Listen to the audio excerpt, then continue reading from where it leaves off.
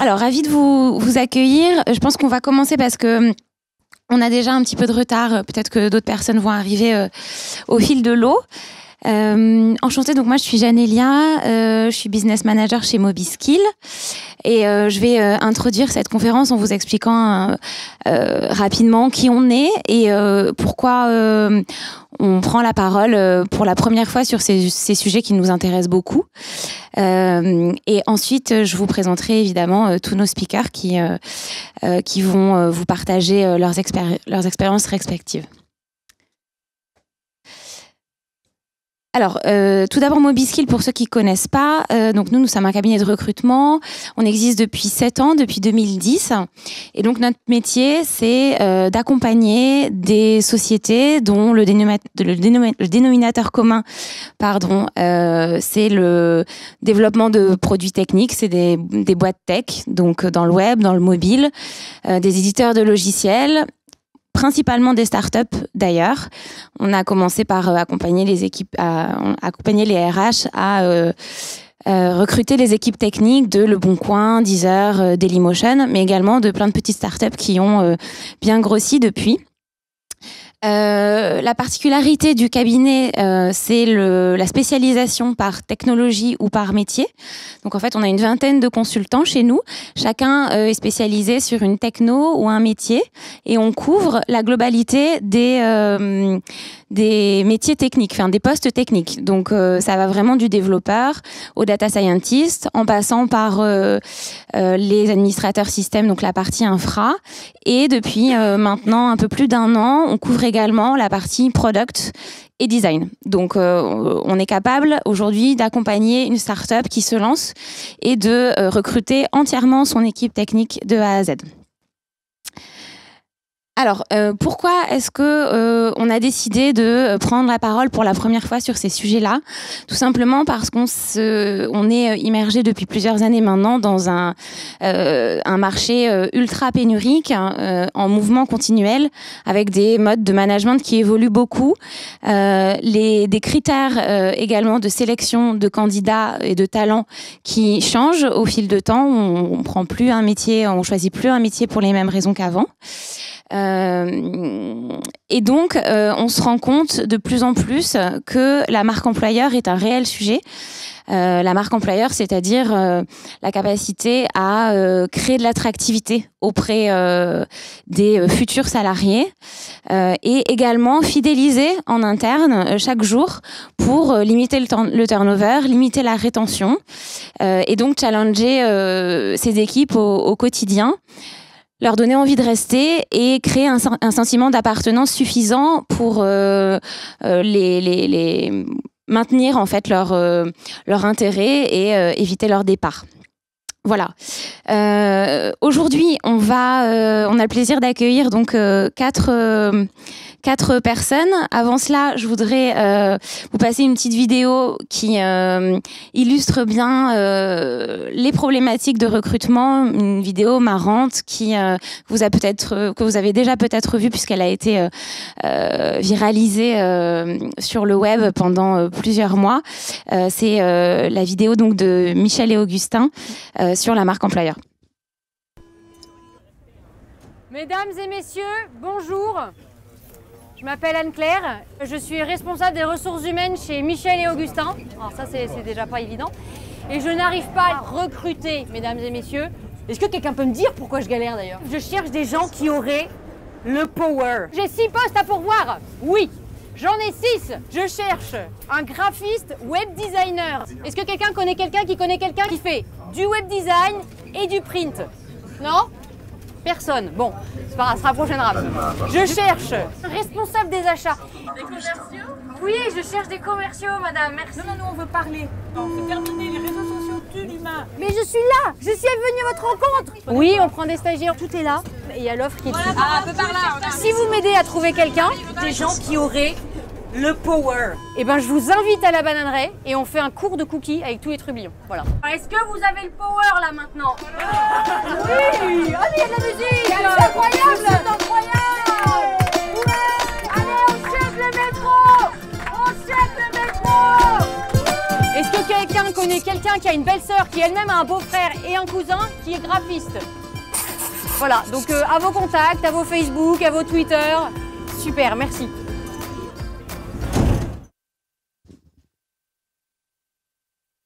Voilà, donc l'idée évidemment de cette vidéo, c'était de mettre en exergue avec un peu d'humour cette problématique du recrutement qui prend d'autant plus d'importance aujourd'hui que les talents sont rares et surtout sur les métiers techniques qu'on connaît bien.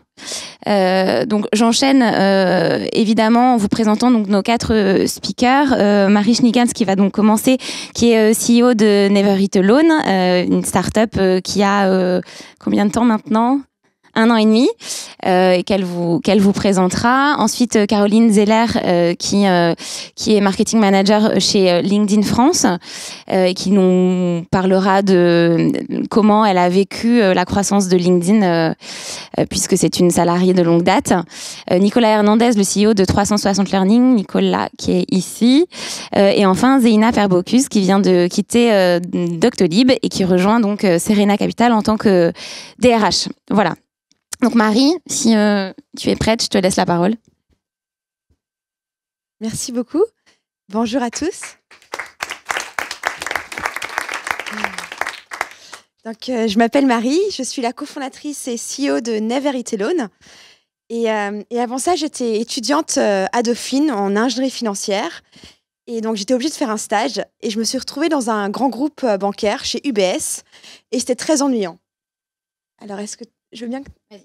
Parfait. Donc, j'étais en costume du lundi au vendredi. J'étais toujours avec les mêmes collègues de mon département gestion de fortune. On était 4 stagiaires dans une salle avec une fenêtre. Et j'en pouvais plus.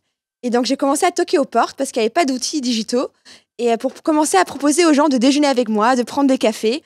Et grâce à ça, j'ai pu me faire plein de nouveaux amis, booster mes projets en interne. Et surtout, j'étais heureuse d'aller au travail. Et de plus en plus de collègues qui étaient un peu plus timides que moi me disaient « Marie, comment tu fais? Est-ce que je peux venir avec toi? Tu as même pu déjeuner avec le PDG ?» Et donc, je me suis dit, pourquoi pas créer un outil qui permet à chacun de pouvoir se rencontrer facilement en interne et ainsi être plus heureux. Et du coup, j'avais cette idée.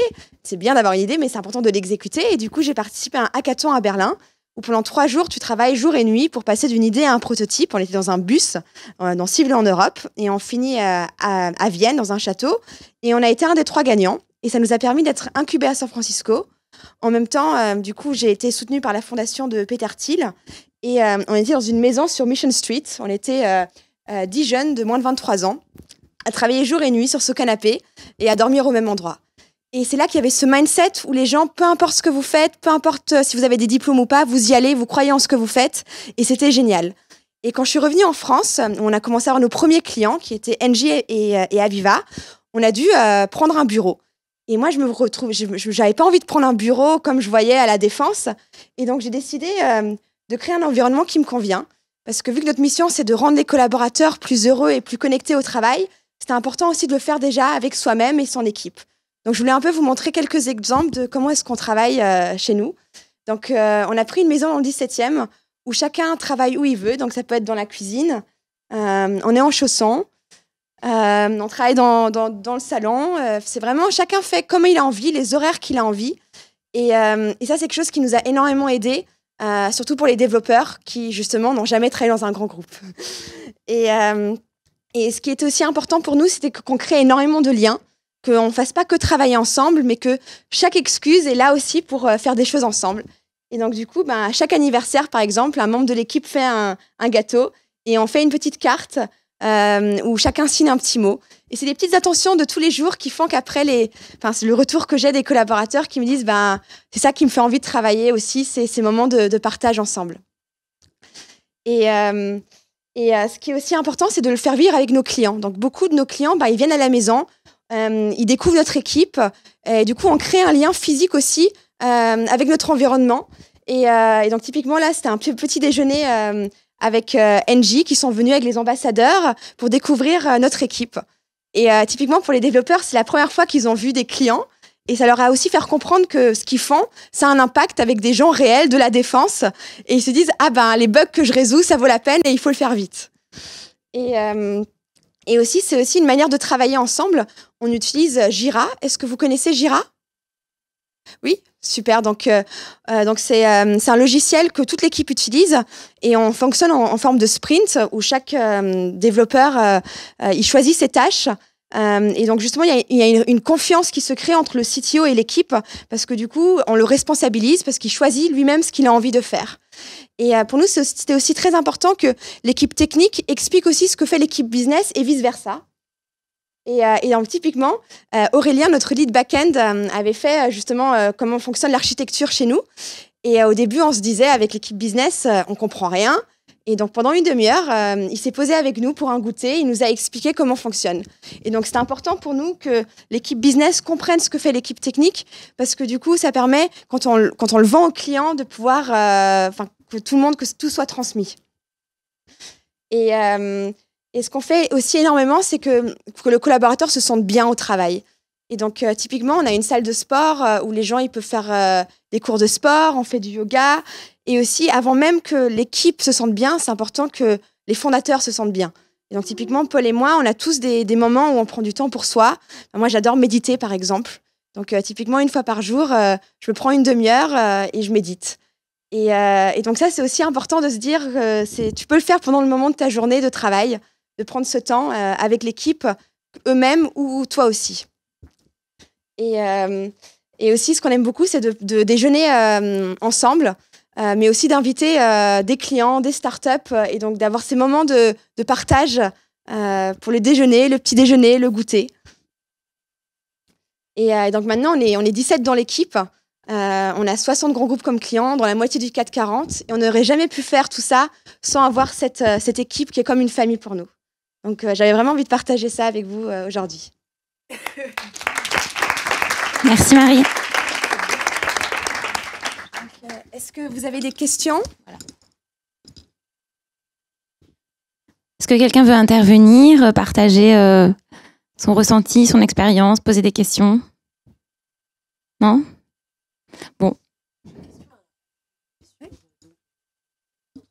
Alors oui, on a des valeurs comme le partage, qui est pour nous très essentiel. C'est que la personne, quand elle vient, elle a envie d'apprendre, elle a envie de partager ce qu'elle fait et de transmettre. Mais c'est plus que des mots, c'est vraiment, on veut que déjà que moi je les ressente, que l'équipe les ressente et qu'après les futurs collaborateurs les ressentent. Donc même dans le processus de recrutement, on passe énormément de temps, pas seulement à faire les challenges techniques, mais aussi les moments, typiquement le soir, on dîne ensemble et c'est là où on sent si ça passe ou ça casse.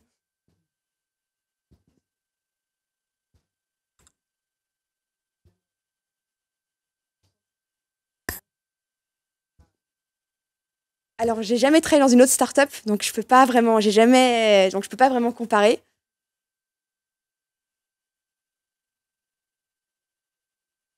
Tout à fait. Janila, qu'est-ce que toi qui es venue, Oui, alors. C'est difficile pour moi. Je vais me lever. Je peux juste te demander de reposer la question dans le micro parce que en fait la conférence est enregistrée et ça va pas. La question va pas s'entendre. En fait, ma question c'était que tous ces moments là que vous venez de nous montrer, en fait, qu'est-ce qui est différenciant avec une autre société ? Qu'est-ce qui est particulier à votre entreprise et qu'on ne retrouverait pas ailleurs ? C'est ça ma question en fait. Merci beaucoup. Alors, du coup, je me permets de répondre parce qu'on accompagne Never Eat Alone dans sa croissance, du coup, d'une certaine façon, puisqu'on recrute pour eux depuis quelques mois maintenant leurs développeurs et leurs équipes techniques. Alors moi, ce qui m'a frappé chez Never Eat Alone, c'est que quand tu rentres dans la société, en fait, tu rentres dans une maison du 17e, du 17e arrondissement, c'est quand même pas commun d'arriver dans un salon, d'enlever tes chaussures à l'entrée, de mettre des chaussons. Même pour nous, en tant que partenaire, on doit enlever nos chaussures. Même le CEO d'un grand groupe du CAC 40. Voilà, d'être accueilli dans une cuisine ou sur une terrasse. Je trouve qu'effectivement, ça dénote beaucoup. Et ce qui me frappe, et c'est aussi une question que j'ai envie de te poser, Marie, c'est que, en fait, Marie et Paul mettent à leur disposition des chambres, puisque c'est une maison, pour que les collaborateurs puissent rester sur une période plus ou moins longue, pour que les gens qui habitent en banlieue ou à l'étranger puissent venir bosser 3 jours, puissent se loger sans souci. Donc, il y a une vraie vie presque familiale, qui est, effectivement, moi, c'est quelque chose que j'ai jamais vu, en tout cas aujourd'hui en France. J'ai jamais vu ça ailleurs. Peut-être que ça existe d'ailleurs, peut-être que tu connais d'autres d'autres startups qui fonctionnent comme ça, mais ce niveau de personnalisation du lieu, c'est assez novateur, je trouve. Et du coup, moi, je me permets d'enchaîner. Moi, la question que je me pose, c'est comment est-ce que les collaborateurs s'y retrouvent en termes d'équilibre work-life. Moi, ça me pose des questions parce que faire tout ensemble, je sais que vous passez beaucoup de soirées, vous jouez aux jeux de société, etc. Comment est-ce qu'après on rentre chez soi? À quel moment on se dit je peux rentrer chez moi alors que les autres vont dormir ici? Voilà, moi, c'est quelque chose qui m'interroge. C'est vrai que c'est très intense et c'est vraiment une aventure qu'on vit, mais c'est aussi pour ça que les équipes, enfin les développeurs nous rejoignent, c'est qu'ils veulent vivre quelque chose de très intense et un peu d'exceptionnel. Et donc ça va être dur, on va travailler quelquefois jour et nuit quand il y a des deadlines très fortes, mais il y a un kiff tout le temps. Et c'est aussi important parce qu'on a des collaborateurs qui, par exemple, on a une femme qui a plus de 40 ans dans mon équipe, et donc pour elle, typiquement, après, elle vient pas aux soirées, elle fait pas les jeux de société le soir, et c'est OK. En fait, il y a pas de... En fait, tu choisis jusqu'à où tu as envie d'aller. Typiquement, on a un studio pour permettre aux collaborateurs qui vivent en dehors de Paris, pour éviter les transports, de rester dormir. C'est lui qui a décidé. Donc, c'est en fait, à chaque fois quand il y a un challenge, un problème pour un collaborateur, ça, souvent, je le ressens dans les one-to-one que je fais avec l'équipe. Ils me disent « Ah, j'ai énormément de transport ». J'essaie de trouver une solution pour que la personne, justement, elle puisse dormir plus et que ça évite les 1 heure d'aller, 1 heure retour. Donc, c'est vraiment chaque fois d'essayer de trouver le problème que le collaborateur a et ce qu'il a envie de faire. Oui.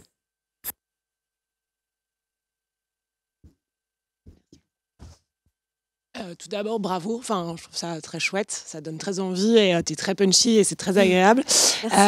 Juste la question que je me posais, c'est qu'aujourd'hui, vous êtes 17. Oui. Moi, je suis rentrée dans ma start-up, on était aussi à peu près 15. Aujourd'hui, on est 65. Okay. Comment t'envisages, ou toi et ton associé, comment vous envisagez justement quand votre société va grossir, parce que j'imagine que c'est le but, comment vous envisagez, comment tu sais comment vous allez pouvoir faire, parce qu'à 17, ça peut se passer comme ça. Après, à 60, c'est une autre... Enfin, 60, voire même plus, c'est une autre organisation. Est-ce que vous avez déjà réfléchi à ça et comment vous voyez les choses? Alors, on commence déjà à chercher une deuxième maison. Oui, j'imagine. On est aussi basé à New York. Donc, on sait que de toute manière, la manière dont on va scaler, ça va être au niveau business pour pouvoir accompagner nos clients dans le monde entier. Donc, ça va être à chaque fois des plus petits espaces dans le monde entier. Donc, au lieu d'avoir juste un siège, mais c'est vraiment plutôt d'avoir une maison, maintenant à Paris, maintenant on a à New York aussi, et petit à petit d'ouvrir aussi en Europe, dans les autres villes. D'accord. Et comment vous maintenez ces valeurs? Ouais. Comment vous arrivez à garantir et à les maintenir un peu dans chaque ville? Enfin, là, pour l'instant, c'est Paris et New York, mais plus tard, dans d'autres villes, comment vous allez réussir à maintenir tout ça? Vous avez déjà réfléchi à ça aussi ou pas? Alors, pour l'instant, pas encore. C'est vraiment, on vit au jour le jour. Et déjà, depuis qu'on a New York et Paris, avec le décalage d'horaire, par exemple, 1 fois par semaine, c'est important qu'on fait un Facebook Live où justement chaque équipe explique ce qui arrive à New York et ce qui arrive à Paris. Et sur Slack, on a des channels où chacun donne les good news, les challenges. Et donc, ça permet d'être en temps réel, quand New York se réveille, de pouvoir être au courant de ce qui se passe à Paris. Et donc, c'est important de toujours créer du lien et même une fois, de temps en temps, de se voir, que l'équipe de New York vienne à Paris et vice-versa. Et moi aussi, je me déplace beaucoup. La semaine prochaine, je retourne à New York. Donc, c'est important aussi pour l'équipe de voir les fondateurs et d'être proche de l'équipe. Ok, merci Marie. C'est bon pour tout le monde? Merci beaucoup Marie. Merci.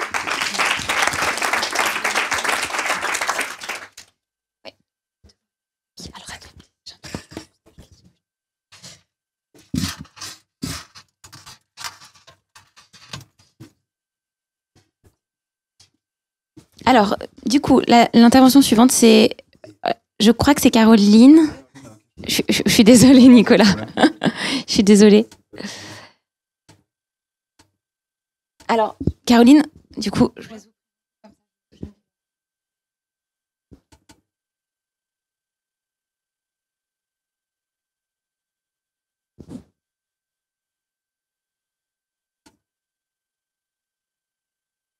Bonjour à tous. Alors, j'ai 43 ans. J'espère que c'est OK pour vous. Je suis là.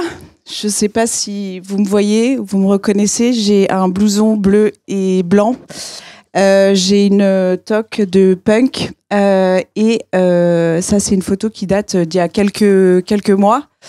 Dans une entreprise de 11 000 salariés qui est LinkedIn. Et je trouvais que c'était un bon préambule pour vous dire que finalement, ce dont je vais parler, comment on garde la culture, les valeurs d'une entreprise, de la start-up à une grosse entreprise que LinkedIn est aujourd'hui, c'était assez parlant. J'ai pas de clicker.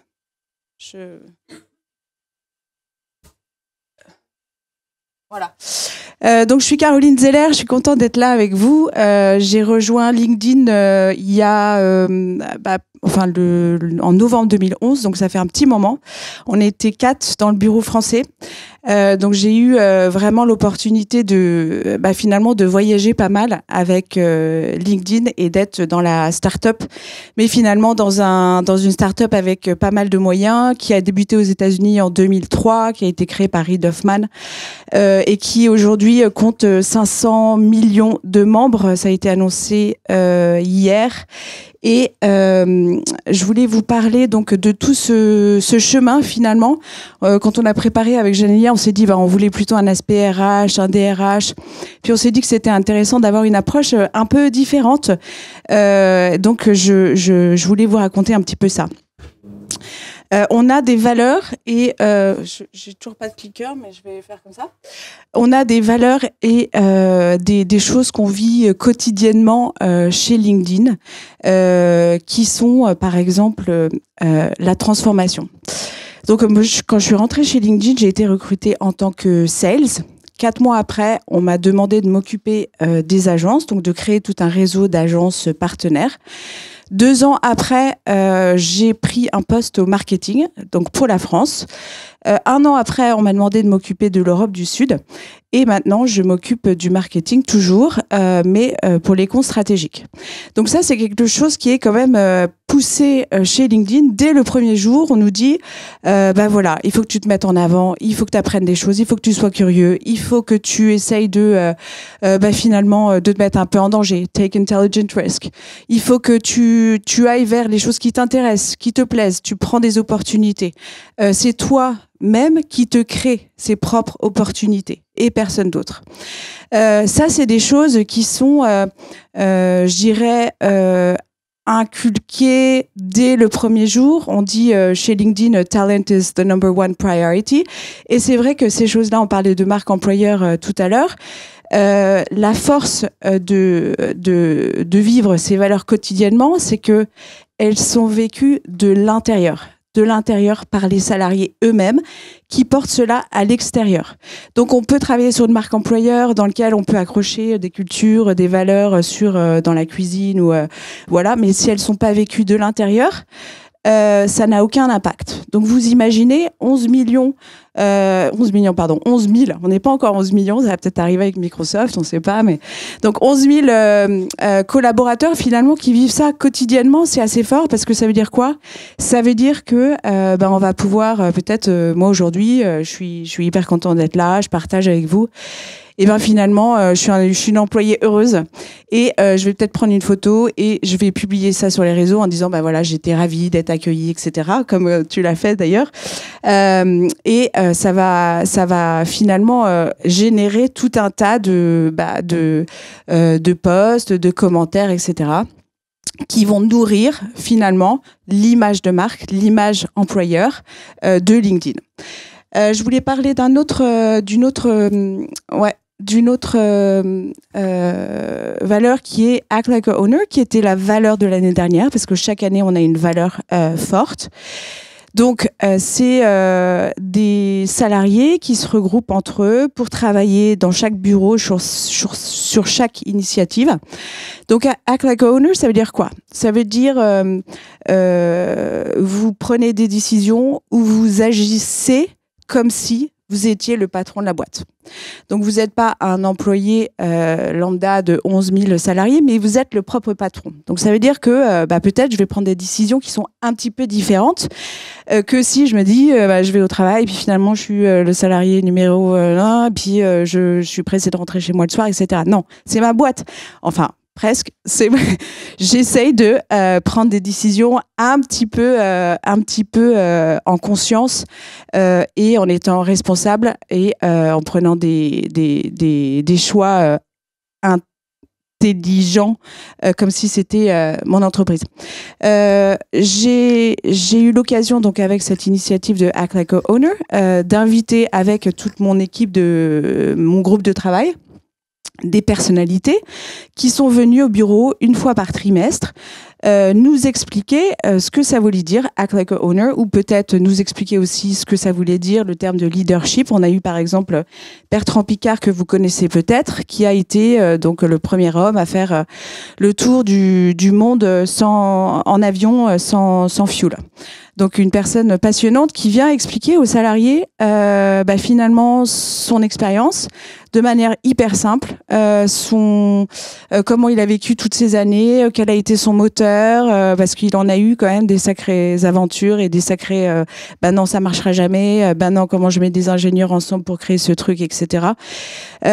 Donc ces témoignages de personnes finalement sortent les employés de leur quotidien, leur permettent de s'élever un petit peu, de réfléchir à d'autres choses. Et puis derrière, il y a quoi? Il y a des discussions à la cuisine autour de ça. Il y a c'est fort quand même. Et la manière dont il parle de Act Like a Owner, c'est pas du tout la même manière que par exemple Karsanti de HP, donc le PDG de HP, qui est venu nous parler aussi de cette valeur-là, de ce que ça voulait dire pour lui dans son parcours Act Like a Owner. On a aussi, c'est vrai, un environnement de travail qui est dans chacun des bureaux hyper privilégié. On a des espaces pour se réunir, comme là, ça c'est le bureau de Paris, où on a aussi donc des espaces pour grignoter. On a à disposition, c'est vrai, toute la journée des snacks, le petit déjeuner est servi le matin, voilà, et souvent dans pas mal de bureaux également le lunch qui est servi, voilà. La petite anecdote, c'est que l'ensemble des employés qui rejoignent LinkedIn au bout de 4 mois ont tellement de food à disposition qu'ils sont overweight, voilà, et qui décident après de se prendre en main et d'aller à la gym. Voilà, donc on a aussi des espaces pour faire du sport. Alors moi je fais du HIIT, c'est du High Athletic Intensity Training. J'essaye 2-3 fois par semaine. Voilà, donc ça c'est des avantages qu'on a aussi chez LinkedIn. Alors ça peut paraître, comment dire, c'est vrai que c'est assez formidable comme cadre de travail. Mais ça permet quoi? Ça permet des choses fortes derrière. Encore une fois, ça permet d'avoir des salariés qui sont hyper engagés, des salariés qui sont hyper solidaires entre eux, avec un fort esprit d'équipe. Moi, quand je suis à côté de mes petits collègues en train de faire des pompes, on vit quelque chose finalement ensemble. On fait quelque chose et après, dans le boulot, on a envie de plus s'aider sur des projets, on a envie de plus se parler. Et voilà, on est du coup, je pense, complètement,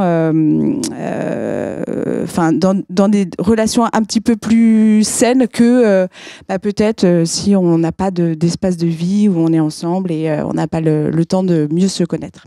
Voilà. On a aussi un truc qui est assez fort, c'est les awards, donc tous les trimestres, où finalement quelques employés sont mis en avant pour ce qu'ils ont fait. Donc ça, c'est aussi autour de la culture et des valeurs. Alors moi, j'ai reçu avec grand honneur la semaine dernière un award qui est un award qui s'appelle Member First. Qui a récompensé une initiative que j'ai créée avec mon collègue Clément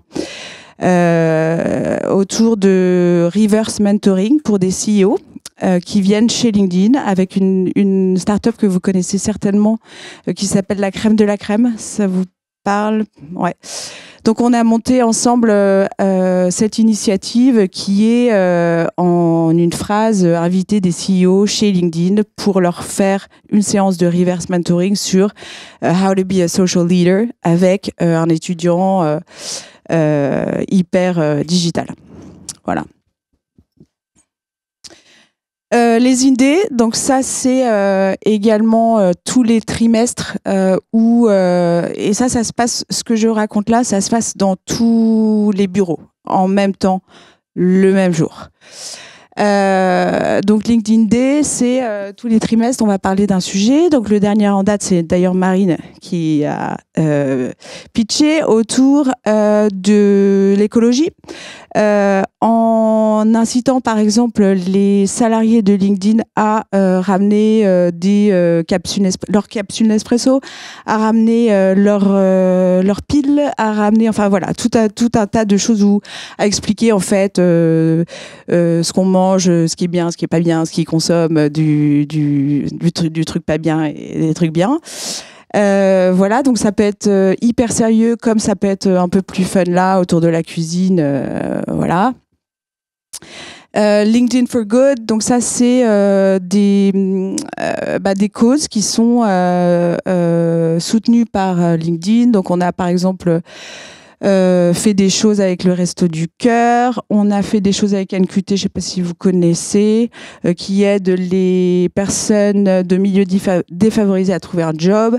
On a, c'est pareil, tous les trimestres, on essaye de donner une journée où on bosse pas, où on va aider. Alors on a, je sais pas, moi j'ai dû, je sais pas, en 5 ans, j'en ai fait pas mal, repeint des endroits qui avaient besoin d'être nettoyés, etc., etc. Voilà. Et puis aussi à disposition toute notre plateforme de e-learning où de manière quasi quotidienne, on peut aller se former sur tout un tas de sujets.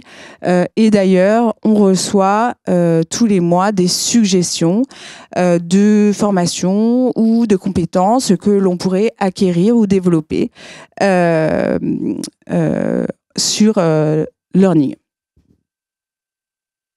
Dernière chose, et ça je trouve ça hyper important, surtout pour les personnes qui montraient une start-up ou qui participeraient à une petite entreprise, c'est le niveau de communication qui est partagé avec les entreprises. Donc ça veut dire que notre big boss, Jeff, il prend le temps souvent de s'adresser à ses employés de manière assez transparente pour parler de la stratégie de l'entreprise, pour parler de ce qu'on a fait de bien, ce qu'on a fait de pas bien, avec qui il a eu des rendez-vous. Il y a des fireside chat avec parfois des invités. Et ça, quel que soit le niveau des salariés finalement. On peut être directeur IMIA ou un niveau un peu moins élevé que ça et avoir le même niveau d'information. Et ça, c'est fort parce que finalement, on se sent plus proche de tous ces leaders et on est tous un peu dans la stratégie de l'entreprise. Voilà pour ma présentation. Est-ce que vous avez des questions? Ou qu'est-ce que vous en pensez? Ou des commentaires peut-être, je sais pas.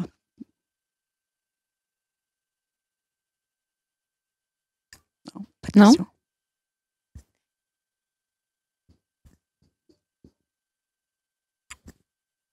Oui, bonjour. En fait, moi j'ai une question. Vous avez vécu l'évolution, que vous êtes arrivé il y a 5 ans ou 6 ans, oui. d'une société de petite taille à une société faisant partie d'un grand groupe.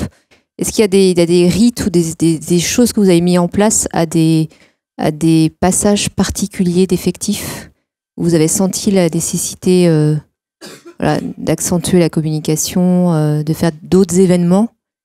Non, parce que tout ce que je décris là, c'est existant depuis le jour 1. D'accord.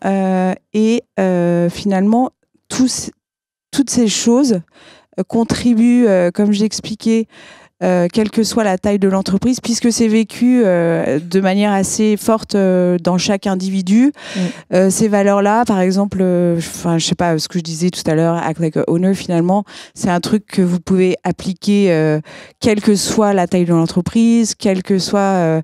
parce que ce que je trouve assez fort, finalement, c'est que c'est pas que des valeurs professionnelles, c'est un peu des valeurs de vie. Donc ça fait un peu réfléchir. Donc si on adhère plus ou moins à l'une des valeurs, ça nous donne, ça nous nourrit suffisamment, quelle que soit la taille de l'entreprise. Non, j'ai pas vu de choses vraiment différentes.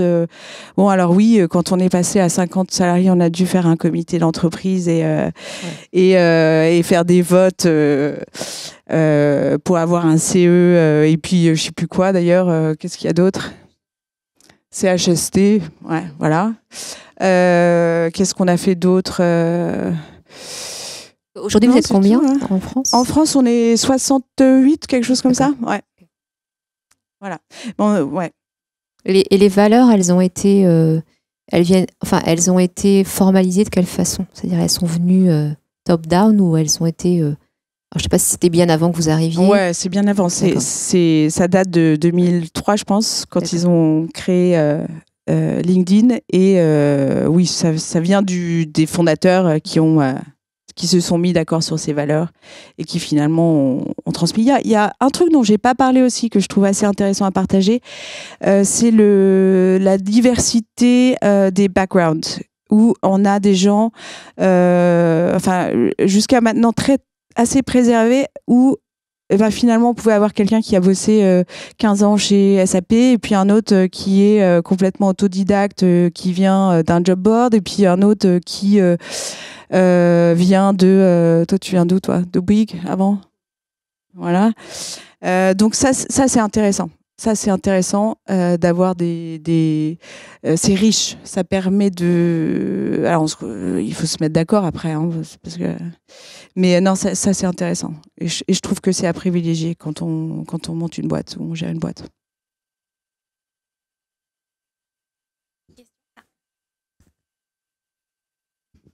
Bonjour. Bonjour. Toutes les valeurs qui ont été évoquées sont effectivement... On ne peut que s'y retrouver. Elles sont très motivantes, elles sont très fédératrices et elles impliquent énormément l'ensemble des salariés dans la réussite globale de la société. À un moment donné, où faites-vous la différence entre l'individu et le collectif? La valeur de l'individu là-dedans, est-ce qu'elle est respectée? C'est-à-dire l'individualité. En quoi elle ne serait pas respectée? À un moment donné, vous êtes tellement englobé, j'exagère. J'ai l'impression d'être brainwashée. Non, mais c'est intéressant, mais ça devient une valeur en soi.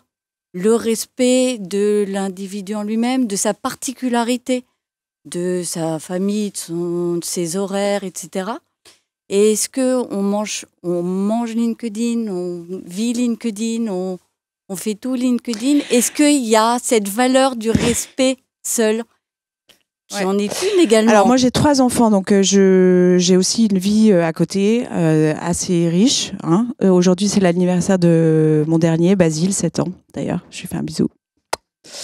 Je crois que après, libre à chacun d'interpréter comme il le veut. Je pense que ce que je disais tout à l'heure en termes de diversité de profil, etc., on réussit finalement à à chacun trouver sa place en fonction de l'investissement qu'on a envie de donner.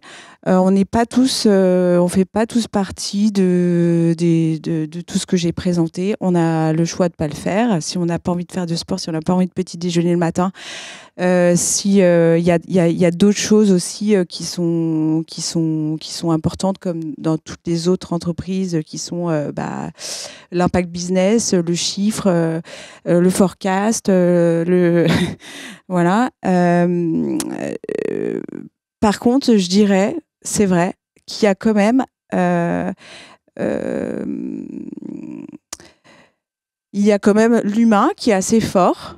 Et si on n'a pas le culture fit, qui font partie finalement de la vie inhérente de LinkedIn, ouais, ça peut. Mais comme dans toutes les boîtes, je pense. Hein, non, personne n'est forcé à rien. Et je crois que non, je crois pas. Non. Mais c'est une bonne question, c'est vrai. Mais en même temps, moi, je m'en rends peut-être pas compte. Hein. Je me rends peut-être plus compte. J'adhère pas à tout. Parce que moi je me sens pas du tout incitée ou voilà, si j'ai envie d'aller dans certaines initiatives, j'y vais, je suis pas du tout obligée, je peux avoir ma vie à côté, voilà. Et puis mais encore une fois, je pense aussi que comme j'ai 43 ans et que ça fait longtemps que je travaille, j'ai la chance d'avoir ce recul. Pour des jeunes qui arriveraient et qui auraient toujours vécu ça, effectivement, c'est pas pareil. C'est pas pareil. D'autres questions ?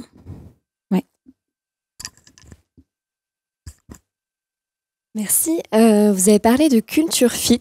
Est-ce que du coup, dans votre process de recrutement, à quel moment vous arrivez à le percevoir ? Est-ce que c'est un simple entretien RH classique ou est-ce que vous avez un modèle un peu innovant Alors moi, je suis pas du tout RH, donc j'ai pas les process de recrutement tout à fait en tête. Je pense que, comme dans toute entreprise, oui, si y a un moment où ça arrive quand même dans la conversation où on imagine s'il va je sais pas, aller bien avec l'équipe, aller bien avec son manager, oui, je pense que ça rentre dans la balance, mais encore une fois, comme dans toute entreprise. Enfin, il n'y a pas à ma connaissance, il n'y a pas de formulaire. Tiens, il sourit, tiens, il machin. Je crois pas. D'accord. Pas du coup, parce que je sais plus qui en parlait, qu'il y avait un déjeuner ou autre avant de venir pour voir du coup si ça colle avec tout le monde. Il me semble que c'était Marie qui en parlait. Ah oui, non, mais après chacun fait comme il veut. Si le manager dit qu'il a envie de...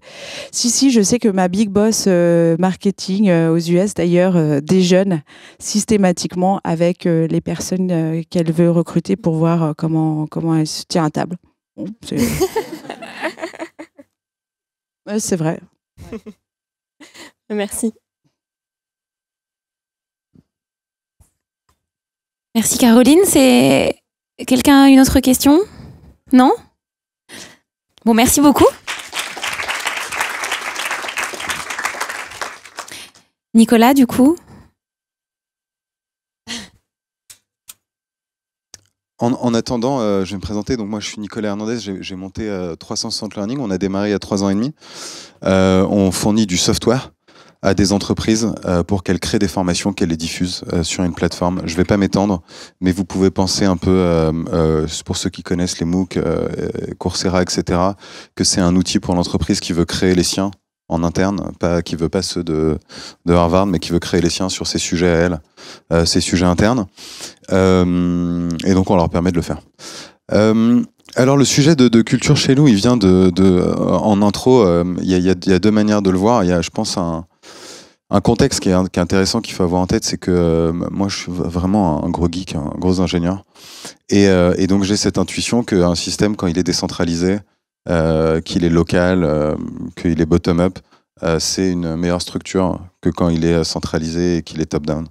Pareil que quand il y a plus de transparence, plus d'informations disponibles, du coup, on va prendre des meilleures décisions. Et c'est intéressant de faire la généalogie de cette intuition-là, parce que derrière cette intuition, il y a quasiment une idéologie. Aujourd'hui, les gens en parlent beaucoup de cette idéologie geek qui vient du San Francisco des années 70, des mecs ensuite, des universitaires qui ont inventé Internet, etc. Et qu'est-ce que ça sous-tend derrière? Parce que c'est vrai qu'il peut y avoir des ponts avec une pensée plus ou moins libertarienne ou libérale, ou au contraire pas du tout, une pensée qui est plutôt très sociale. D'ailleurs, il y a le mot social qui a ce double sens intéressant, hein. Et donc c'est toujours intéressant d'avoir ces idées-là en tête quand on parle de culture bottom-up décentralisée, parce que c'est, disons, le contexte historique et quasiment idéologique ou politique dans le sens noble de organiser la vie des gens ensemble. Donc voilà, ça c'est pour un peu de contexte. Et alors après, l'autre manière de raconter ça, qui est rigolote, c'est nous, comment on l'a fait petit à petit de manière concrète. Et donc je vais essayer de vous montrer des choses, pas tant des slides que des vrais trucs dans des outils sur des manières qu'on a de s'organiser. Il faut voir aussi, je le dis aussi en préambule, je pense que c'est important, que ces sujets de culture, c'est un peu comme le marketing. Vous savez, dans le marketing, on dit beaucoup qu'il faut être clivant, parce qu'il vaut mieux avoir 30% de fans absolus et je sais pas, peut-être 20% de gens neutres et 50% de haters, que d'essayer de plaire à tout le monde. C'est mieux d'être différencié et d'avoir une base hyper forte, un marché ou un segment qui adhère très fortement à ce que vous faites, parce que de toute façon, vous n'allez pas vendre à tout le monde, et si vous vendez à 30%, c'est déjà très bien. Voilà. Et de même, je pense qu'on peut dire la même chose sur la culture d'entreprise. Vous allez chercher à attirer les meilleurs talents, à faire une culture pour une communauté, mais pas pour le monde entier. C'est pas le but. Le but n'est pas de faire quelque chose qui marche pour tout le monde. Le but est de faire quelque chose qui marche bien pour un petit nombre. Et déjà, s'il y a un petit nombre de gens qui aiment bien la manière dont vous avez choisi de travailler dans ce collectif-là, il peut choisir de rejoindre. Et c'est sûr que dans les très bons, si au final, il y a 5% des très bons qui disent, moi, entre tous les choix hyper différenciés que je peux faire, celui-là, c'est celui dans lequel je vais, bah, vous avez gagné, parce que si vous êtes capable de recruter 5% des très bons et qui sont très contents chez vous, vous avez, voilà, vous avez gagné. Donc, oui, ce que je vais vous présenter est très clivant. Voilà, c'était l'introduction pour dire ça. Et donc, voilà, il faut juger ça comme un témoignage et avec ouverture, et pas forcément vous dire, est-ce que ça serait bien pour moi, mais dire, tiens, c'est intéressant, il y a des gens qui travaillent différemment. Je veux, pareil, en très longue introduction, donc je vais encore dire deux choses. On a parlé un peu des valeurs, moi je vais parler très peu des valeurs aujourd'hui, c'est pas mon sujet, mais avec le Galion Project, je sais pas si vous suivez ce groupe d'entrepreneurs qui est le Galion Project dont je fais partie, on a publié récemment deux petites choses. Alors voilà, il y a une série de vidéos, on les a faites, celle-là chez 360 Learning, chez nous, c'est nous qui avons hébergé le Galion Project, donc il y a des petites vidéos, elles sont sur Facebook, sur nos pages, il y a un petit mois, il y en a 4 avec des entretiens d'entrepreneurs, il y a JB Rudel de Criteo, enfin il y en a d'autres, et donc il y a là-dedans du contenu sur le sujet de culture, hein, le sujet d'aujourd'hui, et ensuite il y a un autre sujet qui est les valeurs, où on a publié cette fois-ci, moi j'y ai pas participé, mais il y a un petit groupe de travail qui a travaillé dessus, c'était hier, là comme vous voyez, moi je l'ai relié ce matin, les Galion Value Process, qui est un process qu'on propose dans le groupe pour la création de valeurs d'entreprise, qui est réutilisable, qui est téléchargeable, donc n'hésitez pas à aller le chercher si ça vous intéresse. Ok, donc sur ce sujet de culture, alors moi je passe très rapidement, mais c'est pour vous donner encore un petit peu de contexte avant de rentrer vraiment dans le sujet. Donc nous chez 360 Learning, moi quand on me demande quels sont nos cœurs de métier, je réponds qu'on en a 3. On en a un qui est l'acquisition, on est très fort en marketing, et notamment en marketing direct. On a des concurrents qui, pour trouver des clients, ils recrutent des sales souvent assez expérimentés, avec un gros carnet d'adresses, et ces sales, ils vont faire des appels sortants vers des prospects, et puis ils vont dire, tiens, est-ce que tu n'aurais pas besoin d'une plateforme? En général, la personne, quand vous dites ça, elle vous dit, bah non. Et là, il faut évangéliser, et ça prend du temps pour essayer de transmettre, d'évangéliser autour d'un besoin qu'il pourrait y avoir, de bénéfices qu'il pourrait y avoir. Ça prend du temps, et ça fait des cycles de vente dans le software qui sont de 12 à 24 mois, qui sont très longs. Alors nous, on n'a pas fait comme ça, et c'est un de nos cœurs de métier, c'est que nous, on fait de la pub, et on fait que ça, on fait que ce qui s'appelle de l'inbound. C'est-à-dire qu'on met des pubs, et on attend qu'il y ait quelqu'un qui dise, mais moi, non seulement je suis intéressé, mais en plus j'ai un projet. J'ai déjà le projet. Donc quand nos sales ils décrochent leur téléphone pour rappeler, c'est parce qu'il y a quelqu'un qui non seulement a volontairement laissé son email et son téléphone pour qu'on le rappelle, parce qu'il avait un projet. Voilà, on lui a demandé, on lui a mis des questions et on est plus dans une logique où aujourd'hui sur un sujet, on doit filtrer pour parler aux bonnes personnes parmi les quelques dizaines de milliers de leads qu'on a tous les mois, trouver ceux qui ont un projet. Donc c'est technique, il y a des histoires de lead score, donc on calcule selon ses interactions sur notre site. Voilà. Premier cœur de métier. Deuxième cœur de métier, c'est notre produit. Voilà, on fait un produit, on fait du software. Et quand on fait du software, le product design, avec toute la R&D qui va avec, est le gros sujet où il faut être bon, quoi. Et le troisième cœur de métier qu'on a, c'est ce design de culture. Et donc c'est identifié, vous voyez, je vous dis ça aujourd'hui, je dis ça aussi en interne chez nous, le sujet de culture et la manière dont nous on s'organise entre nous, c'est un de nos cœurs de métier. C'est pas un sujet annexe qu'on traite parce qu'on doit le traiter parce que c'est un sujet RH, c'est un de nos cœurs de métier, ça veut dire qu'on se différencie de nos concurrents grâce à ça. Et aujourd'hui c'est le cas, dans le sens où on gagne nos recrutements, grâce quand le moment où le candidat dit en fait je vais venir bosser chez vous, c'est quand on lui a expliqué comment il allait bosser chez nous, ou alors c'est le moment aussi où il dit non ça va pas marcher pour moi, et dans ce cas-là tant mieux parce que c'est un excellent filtre. Alors qu'est-ce qu'on lui raconte? Je vais en venir au sujet. Alors il y a, selon moi, je vais pas vous faire toutes les... Ah oui, j'aurais dû prendre... Il y a des vieilles animations qui traînent dans mon PowerPoint, j'aurais dû prendre le PDF. Je m'en excuse et je vais le faire de ce pas. Hop. C'est slideshow. Hop. Ok. Alors, voilà. Il y a 5 niveaux et puis je vais essayer de vous montrer un peu dans les outils comment ces niveaux sont implémentés. Et nous, on est passé par ces 5 niveaux. Alors, le premier niveau, c'est ce sujet de à la fois structurer le travail individuel et collectif et garantir une base de travail commune à tout le monde. La culture, quand vous y réfléchissez, c'est quoi? C'est qu'à un moment, vous êtes capable de dire « Je rencontre quelqu'un que peut-être je connais pas, qui bosse dans la même boîte que moi, mais je sais que parce qu'on bosse dans la même boîte, en fait, on va pouvoir bosser ensemble. On sait comment on va bosser ensemble. On partage un socle commun de pratiques et on est immédiatement compatible, rapide, performant. » Donc c'est comment on définit ce qu'est le travail collectif. Et il y a un gros sujet là-dedans qui va résoudre beaucoup de problèmes, c'est de mettre de la transparence, c'est-à-dire de faire que toute l'info soit accessible à tout le monde. La transparence, c'est un peu l'intention, c'est un peu le résultat, c'est un peu un concept. Parce que c'est difficile de créer de la transparence si vous mettez tout accessible à tout le monde. La vraie question, c'est comment on fait pour accéder à la bonne information au bon moment, au bon endroit. Comment on s'y retrouve dans cette masse d'infos que peuvent produire un peu plus de 60 personnes chez nous qui travaillent toute la journée. Donc c'est comment on structure ça. Donc voilà, c'est ce que je vais vous montrer, un petit élément de réponse, mais je pense assez emblématique de la manière dont nous on le fait. Alors, qui ne connaît pas Trello ici? Voilà, tout le monde connaît Trello? Qui connaît Trello? Du coup, si j'inverse la question, ok, une majorité. Bon, ok, donc ça c'est Trello. Alors peut-être qu'il faut que je zoome un petit peu là. Non, vous voyez bien? On a zoomé, ça fait pas de mal. Alors, vous voyez, donc ça c'est Trello. Donc Trello, il y a des colonnes. Dans ces colonnes, il y a des cartes. Et à l'intérieur des cartes, il y a des discussions, il y a des descriptions. Et puis il y a des discussions. Il peut y avoir des checklists, il peut y avoir des documents. Je vais vous montrer ça. Donc par exemple, voilà, si on va sur un truc un petit peu rigolo. Voilà, tiens, vidéo, le e-learning, c'est nul. Brillante idée à moi, j'ai dit on va faire une vidéo nous-mêmes, j'ai un stagiaire vidéo donc on s'amuse, donc là j'ai dit on va faire une vidéo pour dire le e-learning c'est nul parce qu'il n'y a pas d'interaction entre les apprenants, le e-learning c'est nul parce qu'on s'embête derrière son ordi, etc. Et puis à la fin on dira non avec 360 Learning en fait ça se passe bien et ça fera une petite vidéo sympathique qu'on aura fait en interne. C'est donc un petit projet de marketing. Donc vous voyez ce petit projet on le traite dans une carte. Donc là, il y a une description du projet, il y a des checklists ici, parce que je disais qui est volontaire. Et puis là, il y a toute une discussion entre le stagiaire monteur, d'autres personnes du marketing qui sont venues donner du feedback, les gens qui disent tiens, moi je suis volontaire, j'ai une idée parce que moi je traite les organismes de formation et ça me ferait rigoler de me dire le négatif de mes argumentaires. Donc vous voyez, il y a ici là du travail qui est fait. Alors maintenant, ça c'est juste pour comprendre qu'est-ce que c'est Trello.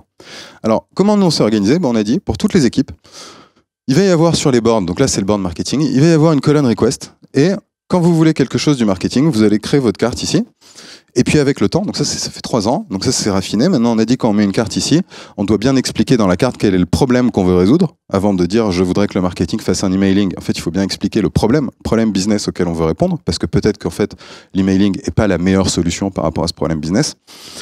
Donc on explique un problème ici, et puis là il y a quelqu'un du marketing qui a la tâche de traiter cette requête, de comprendre votre besoin, de faire une petite étude de ROI, c'est-à-dire est-ce que ce que ça va coûter d'apporter une réponse, est-ce que c'est rentable? Lui, il sait, c'est un expert du marketing.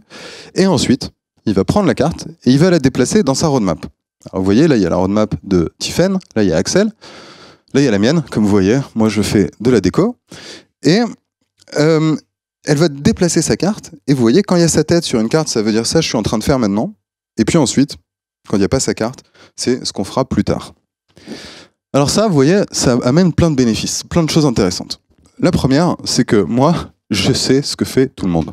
Voilà, donc déjà, par rapport à ma sérénité, vous voyez, à mon calme, à ma tranquillité de vie, ça m'a apporté beaucoup de choses.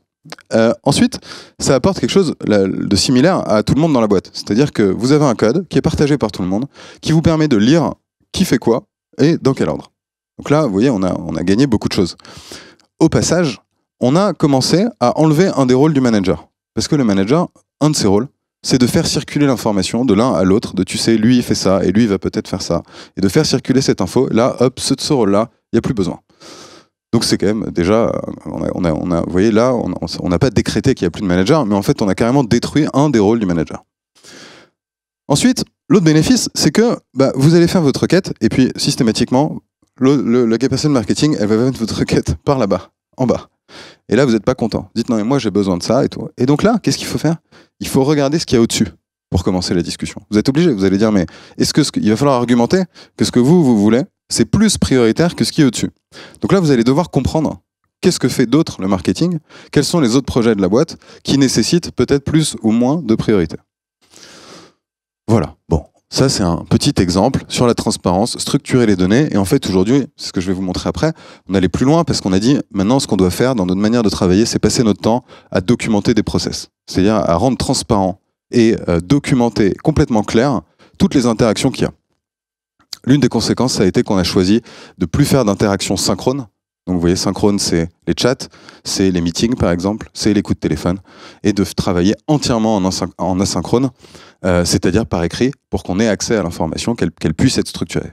Donc là, vous voyez qu'on arrive sur des prises de parti un petit peu fortes, et qui effectivement peuvent ne pas convenir à tout le monde. C'est fine. Alors, donc ça, j'ai envie de dire, c'est pour vous faire toucher du doigt, cette première base, c'est structurer le travail individuel et collectif. Voilà, j'espère que tout à l'heure ça pouvait paraître un peu concret quand je le disais, je pense que maintenant c'est plus concret. Et organiser la transparence de la donnée de manière transverse. Une fois qu'on a dit ça, on a dit beaucoup de choses, mais en fait on n'a pas dit grand chose, parce que le vrai problème commence à ce moment-là. C'est qu'il y en a un qui dit oui, mon truc il faut le faire en premier, et puis l'autre il dit bah non, ton truc il faut le faire en numéro 10. Et là on commence à aller vers les vraies discussions. Donc comment est-ce qu'on fait? Voilà, c'est le next step. On dit bah maintenant comment est-ce qu'on fait pour décider ensemble et pour avoir cette discussion de manière sereine. Bon. Alors, comment on fait du coup? Quelqu'un sait comment on fait? C'est une bonne question. Nous, on se l'est posé un petit peu de temps. Le temps que j'aille sur le bon endroit, peut-être que... Est-ce que quelqu'un veut tenter une réponse? Vous voyez, c'est un sujet... En plus, ça boucle un peu avec l'actualité.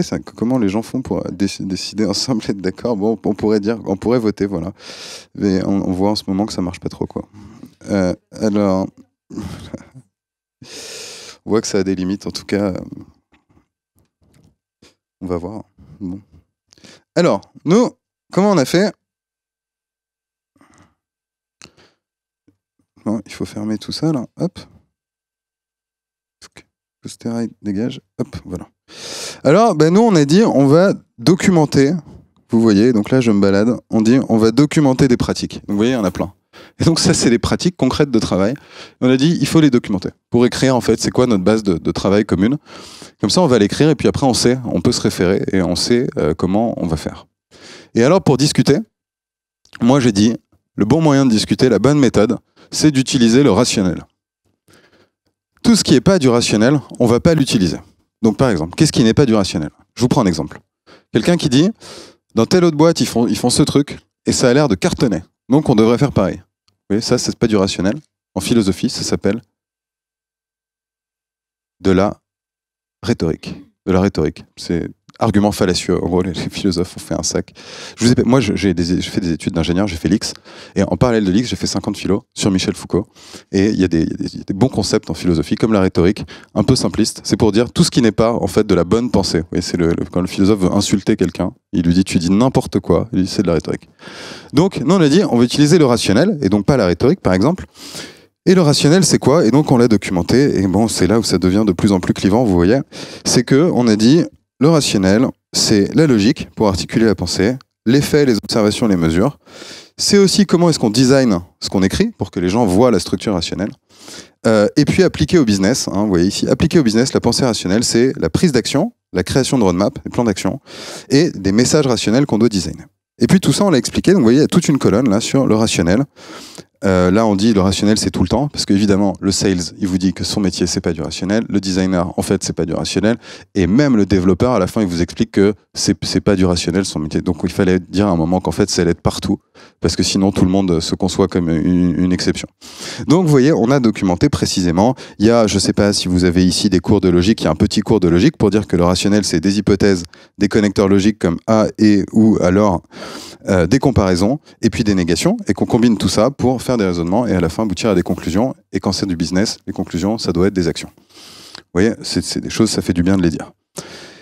Et donc, on a documenté tout ça. Alors, vous voyez, bon, après, il y a des trucs un peu sympas. Vous voyez, par exemple, à l'écrit, on a remarqué que parfois, des personnes pouvaient avoir tendance à employer des expressions qui pouvaient parfois rendre le rationnel moins efficace, comme ou banant, ou mettre des 3 petits points, ou dire n'importe quoi, ou dire pour la énième fois, ou écrire des mots en majuscules, ou faire des combinaisons de points d'exclamation et de points d'interrogation. Et tout ça, on a dit, mais ça, c'est pas du rationnel, ça brouille le message. Vous voyez, c'est des choses qui viennent rendre le message compliqué. Et vous voyez qu'on touche là, avec de la méthodo, des sujets qui sont des sujets en réalité de bienveillance, mais on arrive à les formaliser. Bon, il y a d'autres choses, je prends d'autres exemples. Il y a des choses toutes bêtes, comment être en zéro inbox. Voilà, je sais pas si vous savez être en zéro inbox, mais ça change la vie. Donc moi, par exemple, vous voyez, je peux vous montrer mes mails. Alors, est-ce que je suis en zéro inbox aujourd'hui? On va voir, vous voyez, je suis pas en zéro inbox, mais tous mes mails, si on les regarde, c'est mes mails d'aujourd'hui. Et mes mails d'avant aujourd'hui, il y en a 7-8. Et là, ce soir, j'aurai traité mes mails et je vais me coucher, il y aura 0 mail dans ma boîte mail. Et je suis fier de vous dire qu'aujourd'hui, chez nous, chez 360 Learning, il y a 65 personnes qui sont en zéro inbox. Donc quand on leur envoie un mail, ils le lisent, et globalement, ils le lisent dans les 2 heures. Et s'il y a besoin d'une réponse dans les 2 heures, il y aura une réponse dans les 2 heures. C'est quand même, vous voyez, là, avec ce genre de pratique, quand on les cumule, c'est beaucoup de petites choses qui créent de l'efficacité. Bon, donc on a documenté tout ça. Je vous prends un dernier exemple parce que je l'aime bien. C'est sur la non-discrimination des femmes. Alors c'est sur la non-discrimination. Mais bon, ça a commencé par les femmes parce que vous savez, avec 28 ans de moyenne d'âge, parfois c'est pas méchant, mais il y en a un qui dit oui, alors toi tu fais comme ça, mais c'est parce que t'es une fille. Et puis il dit ça, c'est vraiment pas méchant, mais c'est quand même pénible. Écoutez, je la retrouve pas. Mais donc il a fallu qu'on l'écrive. Et vous voyez comme ça, aujourd'hui des cartes, il y en a quelque chose comme 800. Il y a des cartes généralistes, il y a des cartes métiers, et c'est comment on travaille, quel est notre socle de travail commun. Alors évidemment, donc maintenant on en vient à l'autre question, c'est que ça commence à faire trop. Vous voyez, il y a trop de règles. Donc on arrive toujours sur ce type de problème. Donc les règles, on les a organisées de manière progressive. Quand vous arrivez chez nous, vous lisez des petites cartes comme ça de temps en temps, dans un ordre. Voilà, les cartes, elles vous sont envoyées. Et puis, vous atteignez grâce à ça des grades qui vous permettent, comme dans les jeux vidéo, vous savez, vous progressez dans le jeu, et là, vous allez acquérir une arme, vous allez acquérir une compétence. C'est dit comme ça dans les jeux, ça s'appelle une compétence. Et donc, vous avez une nouvelle compétence, vous pouvez, je sais pas, parler à un prospect, par exemple, et puis essayer de faire un deal. Voilà, il faut avoir validé certaines compétences. Et c'est là le truc où ça devient drôle, c'est que quand donc vous commencez à exercer cette compétence, et ben vous pouvez vous prendre du feedback sur toutes les cartes de pratique qui sont les prérequis. Et donc, on a mis cette pratique-là en place, ça fait quelques mois maintenant, que chaque personne doit une vingtaine de fois par mois, et alors en tout 80, donc je vais détailler. Il y a 2 types de feedback. Il y a un feedback constructif et un feedback positif. Donc on peut dire à quelqu'un qu'on peut faire ce qui s'appelle un praise chez nous. Donc c'est féliciter quelqu'un pour le respect d'une pratique à un endroit. Ou au contraire faire un feedback constructif qu'on appelle build. Et ça, on demande à chaque personne d'en faire une vingtaine de builds par mois et une 60aine de praise tous les mois aussi. Et donc il y a ce feedback continu et constant que chacun fait aux autres. Il y a aussi des objectifs de création de pratiques pour documenter son métier. Et donc comme ça, petit à petit, on a cette machine qui est en train de documenter elle-même comment elle fonctionne et de fonctionner de manière aujourd'hui très décentralisée. Les deux chantiers qui restent à décentraliser, c'est deux chantiers importants. C'est fixer les rémunérations et se séparer des gens quand c'est nécessaire. Vous voyez, c'est pas deux petits morceaux, et c'est la limite de là où on est aujourd'hui, de ce qu'on a réussi à faire. C'est que ça, c'est encore aujourd'hui centralisé, c'est les 3 fondateurs qui prennent ces décisions. Ça va évidemment pas scaler à l'étape d'après. Là, on est 60, 65, ça commence déjà à être limite. Donc on est ces jours-ci, ces semaines-ci, en train de résoudre ce problème-là avec une solution dont j'espère j'aurai la chance de vous parler peut-être une prochaine fois. Enfin, voilà, pour terminer, je voulais parler des bénéfices, de pourquoi on fait tout ça et du sens. J'ai essayé de commencer un petit peu par ça. Peut-être que maintenant, je peux le redire. Il y a 4 grands projets là-dedans. Alors, il y en a un qui est de disrupter le travail et vraiment de se dire on va réorganiser la manière dont se fait le travail.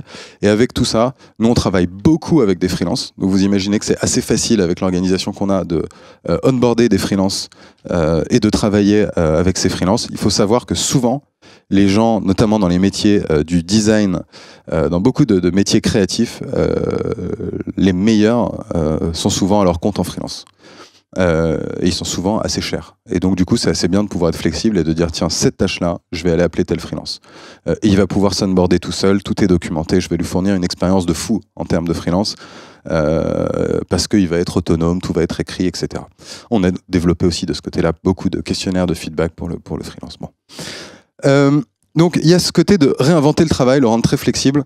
Il y a beaucoup de petits sous-projets. On dit que quand on va déborder de notre building, là on a un building de 1000 m², quand on va déborder, eh ben on va essayer peut-être de donner à chacun un budget et de lui dire en fait tu vas aller trouver quelque part où tu vas travailler, tu vas en être responsable toi-même. Mais nous on va pas prendre plus d'espace. C'est les gens qui peuvent s'organiser. Je sais que tout de suite il y en a qui sont allés benchmarker des grosses villas à la plage et qu'il y a des projets qui traînent dans ce sens-là. J'espère qu'ils verront le jour. On est peut-être pas encore la mûre, mais on est vraiment pas loin. Enfin, il y a la quête de sens, parce que c'est... Alors oui, pardon. Donc ça, c'était la partie disrupter le travail. Ensuite, j'ai mis... Ah oui, mais alors en fait, parce que c'est pas mon bon slide, parce que j'ai retouché, mais c'était sur le PowerPoint. Vous voyez, donc là, on voit en fait, tout à l'heure, j'ai réfléchi, je me suis dit, c'est des trucs que j'avais écrits là, ils sont plus à jour. Alors, j'avais mis en premier excellence opérationnelle, du coup. Je l'avais mis en 1. Donc, vous voyez, bon, ça me semblait plus important, quoi. En tout cas, c'est ce qui fait qu'il y a un moteur, c'est que les gens sont, grâce à ce système-là, ils sont excellents. Enfin, ils sont excellents sans doute déjà à la base, mais en plus, là, ça leur permet de développer un niveau d'excellence très élevé. Ça met une culture de l'excellence parce qu'il y a ce feedback permanent, et puis ça fait qu'on l'a accepté. Voilà.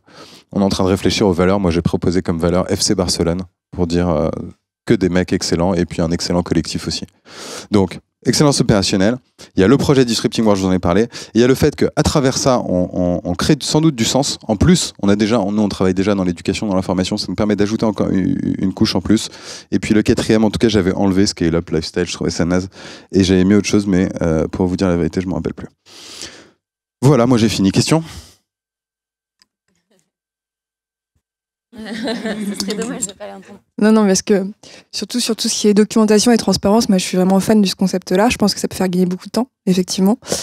Mais moi-même étant partisante de ce principe un peu de framework hyper organisé, je sais que parfois je peux avoir la flemme de tout reporter. Et du coup, je me demande vraiment si tous tes collaborateurs, aujourd'hui à 60, prennent le temps de faire ça, parce que je pense que c'est quand même assez chronophage, même si on sait que derrière, ça va nous faire gagner du temps. Donc aujourd'hui, tu as réussi à mettre ça en place. Donc tu parles de 2 choses. Il y a une première chose, c'est est-ce que c'est vraiment efficace de faire ça ? Et c'est vrai qu'il y a un petit piège, qu'il y a un ressenti parfois immédiat, qui est en fait là, je suis pressé, je dois aller vite, donc je vais aller voir les gens pour que ça aille plus vite. Bon, ça, c'est interdit. Voilà. Il y a des cartes qui disent on n'interrompt pas quelqu'un dans son travail. Donc il y a plusieurs garde-fous. Donc on n'interrompt pas quelqu'un dans son travail. On peut pas aller taper sur l'épaule de quelqu'un qui est en train. C'est vraiment très disrespectueux de faire ça. Moi, ça me rend fou. On peut pas déranger quelqu'un qui est en train de travailler. Donc ça, c'est un premier garde-fou. Le deuxième, c'est on peut pas mettre de meeting récurrent. Et le troisième, c'est de temps en temps, s'il y a besoin d'un meeting pour une raison. Alors là, il y a un petit garde-fou. C'est d'abord, on doit dire, avant de pouvoir faire le meeting, tu dois expliquer pourquoi tu as besoin de faire un meeting. Et ça marche super bien parce qu'en général, une fois que tu as expliqué pourquoi, et ben ça devient tout aussi simple de pinguer sur le message la personne avec qui tu voulais le faire, qui va bien comprendre et ça va marcher. Donc il y a ces garde-fous, il y a le feedback, c'est-à-dire que si tu commences à organiser un meeting avec quelqu'un, bon, il va normalement dire que c'est pas bien, mais tout ça dépend, c'est ce que tu disais aussi, donc c'est ton deuxième point, des individus et des individualités. Bah, nous on explique tout ça en recrutement. Voilà, on passe du temps et là tout ça, on l'explique même de manière plus détaillée parce que là ça peut une sorte de demi-heure, mais on passe plutôt 1h30. Et il y a des gens qui disent bon bah voilà, moi ça va pas marcher. Ils disent moi en fait quand on m'a dit que la culture était flat et tout, j'avais cru que c'était du marketing, mais en fait si c'est vrai, moi mon but dans ma carrière c'est de diriger des gens. Donc en fait si c'est vrai, ça m'intéresse pas. Et là bah les masques, on le sait, on dit ça avant de donner un contrat de travail. Et là c'est très bien, ces gens-là ils viennent pas chez nous, ceux qui ont ce driver-là. En face de ça, il y a un autre driver, c'est que moi je crois que demain, dans les entreprises, les gens qui diront je sais travailler dans un contexte décentralisé, je sais comment on organise ça et comment ça marche, ils auront plus de valeur que les managers. C'est les personnes de demain, et en fait c'est déjà le cas aujourd'hui, hein. Si vous allez voir dans les boîtes, c'est ça qui est recherché. Donc il y a ça en face. Voilà les deux, je pense, réponses à la question. Filtre sur le recrutement. Et ensuite garde-fou dans les process. Moi je crois beaucoup que les workflows, les process, c'est ce qui pérennise. Voilà. C'est ce que j'ai dit d'ailleurs sur LinkedIn. Là, j'ai dit on partage le framework de culture parce que c'est bien, on a fait un framework de culture. La vraie question, c'est quelles sont les boucles de feedback qui font que ton framework de culture, c'est pas des valeurs, c'est pas move fast and break things ou je sais pas quel truc incantatoire. C'est des trucs concrets, précis, qui sont reliés à une boucle de feedback où quand ça se passe pas comme ça, il y a une réaction. Le système, il réagit quand ça se passe pas comme on a dit que ça devait se passer. Sinon, c'est que c'est juste flou et abstrait. C'est du bullshit, communément. Le mot commun étant bullshit pour désigner ce type de discours.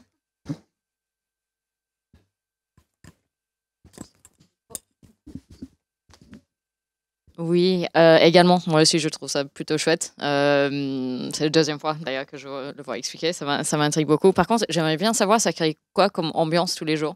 Des moments, on prend un café, du coup, il y a des règles autour de ce qu'on peut parler, parce que si c'est du travail, il faut les noter. Enfin, ça crée quoi comme ambiance, tous les jours? Alors ça crée une ambiance très suédoise, déjà, il faut le dire. Je sais pas quelle représentation vous avez de la Suède. Voilà. Je tente. Voilà. Je tente le truc. Non mais parce que c'est vrai, c'est très suédois au sens less is more. On a plein de petites règles comme ça, je vais vous dire. Par exemple, dans les étages, donc déjà on n'est pas en open space. Il y a des étages. Dans les étages, vous voyez, il y a une douzaine de personnes par étage. Donc on n'a pas un open space de 60, mais c'est un vrai choix de design. Ensuite, il y a une table et les gens ils s'assoient où ils veulent. Mais donc il n'y a pas des places fixes. Et le soir, la consigne pour la femme de ménage, c'est de jeter tout ce qui traîne. Donc les salles, elles sont nickel.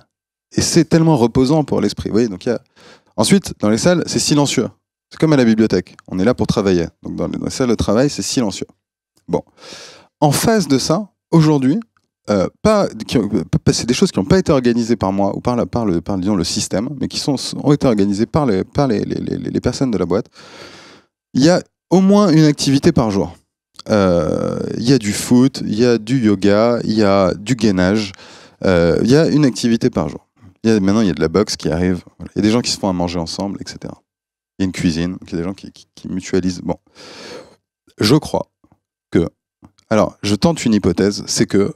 Mais je ne peux pas vous dire que c'est le cas, hein, mais je ne suis pas assez mesuré. Mais je pense que, vu qu'il y a beaucoup plus d'interactions humaines à travers les outils que ce qui serait possible dans du synchrone, en fait, il y a plus de travail collectif et il y a plus de team building grâce au travail. Ça se voit derrière, alors derrière la moyenne d'âge c'est 28 ans, et donc ça se voit derrière dans les sorties, dans les soirées, dans vraiment une ébullition d'activités sociales qui se crée. Et je tente de ce paradoxe de dire que c'est renversé, que cette activité sociale, elle se construit sur la base d'une complicité qui se crée par le travail, voilà, à travers les outils. Hypothèse, peut-être fausse, je ne sais pas. Plus de questions. Et ben voilà. Ah, une autre question.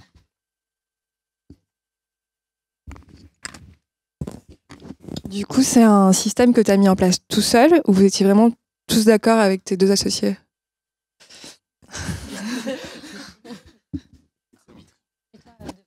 Excellente question, là aussi. Alors là aussi, il y a deux étapes. Il y a la vision et il y a les compétences pour faire. Moi, j'ai beaucoup porté la vision. Mais en réalité, c'est très facile. Parce qu'aujourd'hui, cette vision, elle est partagée par tout le monde. En fait, aujourd'hui, tout le monde veut des systèmes où il y a de la transparence, où on arrive à débattre avec du rationnel pour mettre en place la meilleure solution sur des cycles courts, en faisant des tests, en apprenant. Tout le monde veut faire ça. Les Français veulent faire ça. Mais la difficulté, c'est comment on met en place la solution. Donc moi, j'ai un peu impulsé de vision parce que j'ai ce côté ingénieur très geek de, si vous voulez, moi je lâche pas l'affaire. Voilà, je suis un mec, je dis c'est comme ça, c'est propre. Et parfois j'ai une intuition et on me dit on va résoudre le problème en travaillant de cette manière. Et je me dis mais ça c'est pas clean en termes de process. Donc, et vous voyez, ça m'embête. Bon, c'est un trait de caractère, je pense. Bon. Donc là, j'ai donné une petite impulsion là. Mais la grosse impulsion, c'est que aujourd'hui, cette technique, c'est compliqué à faire. Et d'ailleurs, je veux pas faire ici de parler de sujets qui sont pas le lieu d'en parler, mais on peut quand même souligner que c'est le problème de cette population aujourd'hui, c'est d'arriver à fabriquer un projet commun. Et à l'échelle de 70 millions de personnes, c'est difficile. Donc, ce qui manque, c'est les méthodes. Ce qui manque, c'est inventer comment on fait pour discuter à grande échelle, créer un projet, voilà, avec toute cette nouvelle idéologie qu'on porte, la génération qui a cette intuition-là. Ça, c'est dur. Et ça, on l'a fait, donc ça, on le fait tous ensemble au quotidien. C'est-à-dire qu'aujourd'hui, on a 65 personnes embarquées dans cette aventure-là, et embarquées fortement. C'est-à-dire, voilà, ils en parlent autour d'eux, c'est une expérience, quoi. On vit une expérience collective, là, dans cette histoire-là. Non, mais c'est vrai. C'est vrai, c'est au cœur du projet. Voilà. Fais si tu... Merci. Quelle est la limite de l'application de ce type de réflexion d'externalisation de process? C'est transposable à des sociétés qui sont plus grandes, 100, 200? Où est la limite? Voilà, il y a toutes les bonnes questions. Il faut être clair, il faut être honnête, en tout cas, sur le fait que transformer, c'est beaucoup plus difficile que de partir de zéro comme on a fait. Oui, on est parti de zéro, il n'y avait rien, et on l'a construit. Ceux qui ont déjà construit une maison en forme de pyramide, et il faut la reconstruire toute plate, c'est beaucoup plus compliqué que ce que nous on a fait. Donc, c'est sûr que pour les groupes qui veulent se transformer, en partant d'autres choses, plus ce truc est déjà abouti, déjà évolué, plus ça va être dur. C'est sûr. Voilà. Il faut le dire avec beaucoup d'humilité, c'est sûr. Nous, à 60, ça marche. Je sais que là, si on était 200, avec ce qu'on a aujourd'hui, ça marcherait pas. Je sais qu'entre maintenant et si à un moment on doit être 200, il faudra construire beaucoup d'autres choses, mais on est en train de les construire. Mais il faudra finir de les avoir construites pour que ça marche à 200. Donc c'est un work in progress. Voilà. Hop, c'est fini. Encore une autre question.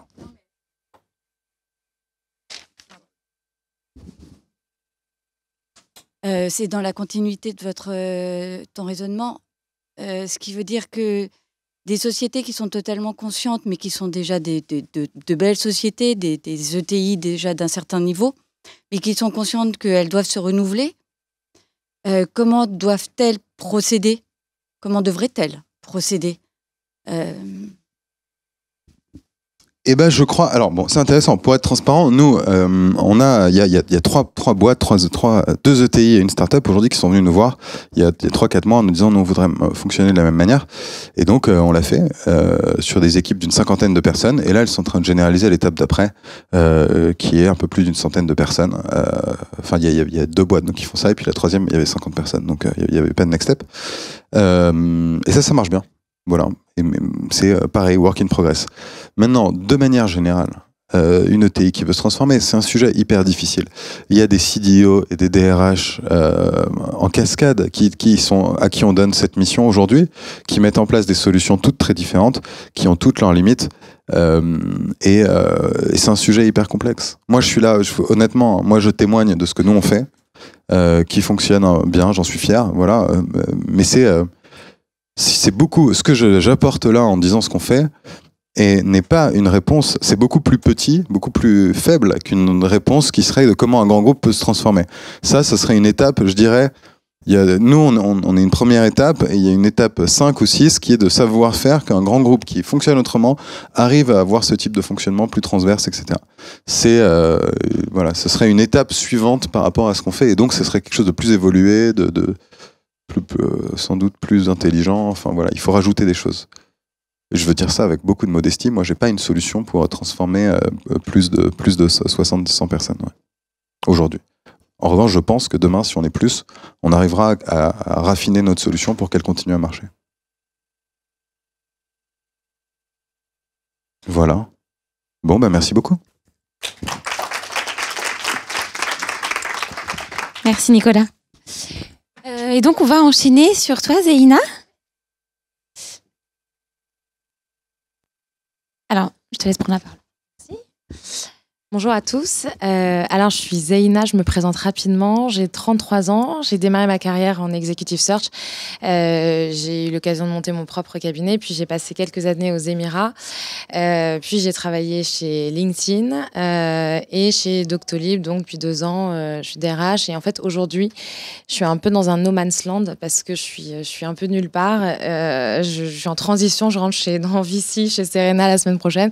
Donc, aujourd'hui, je n'interviens qu'en tant que Zeyna. Voilà.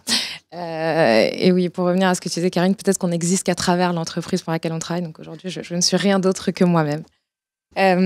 Donc, comme je savais que j'interviendrais la dernière, je me suis dit que ça serait peut-être pas forcément quelque chose qui vous intéresserait d'entendre vraiment d'étaler un peu ce que j'avais vécu moi dans toutes les entreprises dans lesquelles j'ai été, surtout que c'était des entreprises à chaque fois qui avaient des cultures très fortes. Mais je voulais partager avec vous la réflexion que j'ai eue pendant ces 10 dernières années autour de la culture d'entreprise et ouvrir la discussion avec vous, savoir ce que vous en pensiez et ce que vous aviez vous-même vécu et peut-être partager aussi avec vous quelques éléments de réponse aux questions que je me suis posées. Donc on parle de culture et de marque employeur. Donc d'abord, je ne sais pas très bien la différence entre les deux. Enfin, il y en a une, mais j'arrive pas bien à définir les contours. Donc je vais employer le terme culture, mais marque employeur, je pense que c'est la manière dont l'entreprise communique sur sa culture, mais c'est assez flou et je suis pas sûre qu'on ait tous très bien réussi à définir le concept. En tout cas, la culture, je pense que donc on a beaucoup parlé de valeurs, de culture, on dit ça tout le temps, mais finalement, qu'est-ce que la culture ? Et je crois que donc j'ai essayé d'établir une définition d'après tout ce que j'avais vécu. Donc la culture, pour moi, c'est une double définition. D'abord, il y a une dimension philosophique à la culture, à savoir c'est quelque chose qui est acquis, ça s'oppose donc à l'inné, c'est quelque chose qui est construit et qui se choisit, la culture. Et la deuxième dimension, c'est la dimension sociologique qui consiste à dire que la culture, c'est un socle de valeurs autour desquelles tous les membres d'un groupe se rassemblent. Et à partir du moment où on a établi cette définition, on peut dire que la culture va permettre aux gens en interne de se reconnaître à travers donc cette fameuse culture et mais aussi pour l'entreprise de communiquer sur elle et donc de faire son propre marketing pour avoir un effet sur les gens externes et par là développer son attractivité, parce que c'est comme ça. L'objectif, l'enjeu derrière la culture, la marque employeur, il est double. C'est 1, la rétention quand on est en interne, et 2, l'attractivité des talents. Bon, je suis DRH, donc je suis complètement biaisée, mais je pense que ça doit être quelque chose comme ça. Mais vous pouvez me dire si vous n'êtes pas d'accord. Le premier point, c'est la question, c'est donc comment on fait finalement pour créer une culture, parce que on est tous plus ou moins d'accord, parce que j'ai bien compris ta réserve tout à l'heure, mais plus ou moins d'accord pour dire qu'une culture forte, c'était quand même important dans une entreprise. Moi, je pense que ça l'est. Si on considère les enjeux business qui sont derrière. Donc, je pense qu'une culture forte, c'est important. Mais la question, c'est qu'est-ce qu'on fait ? Voilà, je suis CEO. Il y a peut-être des CEO ici qui démarrent leur business. Qu'est-ce que je fais ? Comment je m'y prends ? Pour moi, il y a plusieurs points. D'abord, le point des valeurs. Donc, on a dit tout à l'heure que la culture, c'était un socle de valeurs, un socle de piliers communs à tous les membres d'un groupe, et donc là, en l'occurrence, de l'entreprise. Donc, je crois que la définition des valeurs, elle est primordiale parce que c'est autour de ça que les personnes vont pouvoir se reconnaître ou ce sont les piliers auxquels elles vont pouvoir se référer. C'est-à-dire qu'il ne s'agit pas nécessairement, je crois, enfin dans ce que j'ai observé de mon expérience, il ne s'agit pas nécessairement de coller des comportements à des valeurs. En revanche, il est vrai que les valeurs sont des éléments qui sont attendus en termes de comportement de la part de l'entreprise envers ses collaborateurs. Ce serait pas honnête de dire qu'on crée des valeurs et puis que finalement c'est juste fun et sympa. Et... Non, c'est pas vrai. La réalité dans l'entreprise, c'est quand même qu'on attend des collaborateurs qui se comportent, qu'ils aient une attitude conforme aux valeurs de l'entreprise. Et c'est ça qu'on appelle le culture fit, finalement. Je le dis de manière un peu moins sexy, mais parce que c'est quand même, on est DRH ou CEO dans la salle, la réalité, elle est quand même là.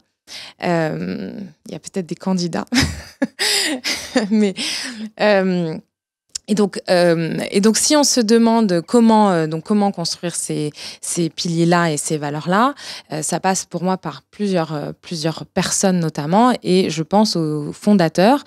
Et je vous renvoie effectivement donc à ce que Nicolas a dit tout à l'heure, je ne sais plus où il est, sur le Gallion Project que j'ai regardé. Donc c'est très très intéressant. Je partage pas forcément tout ce qu'il y a dedans, et d'ailleurs je ferai un petit feedback sur Facebook parce que tu l'as invité à le faire.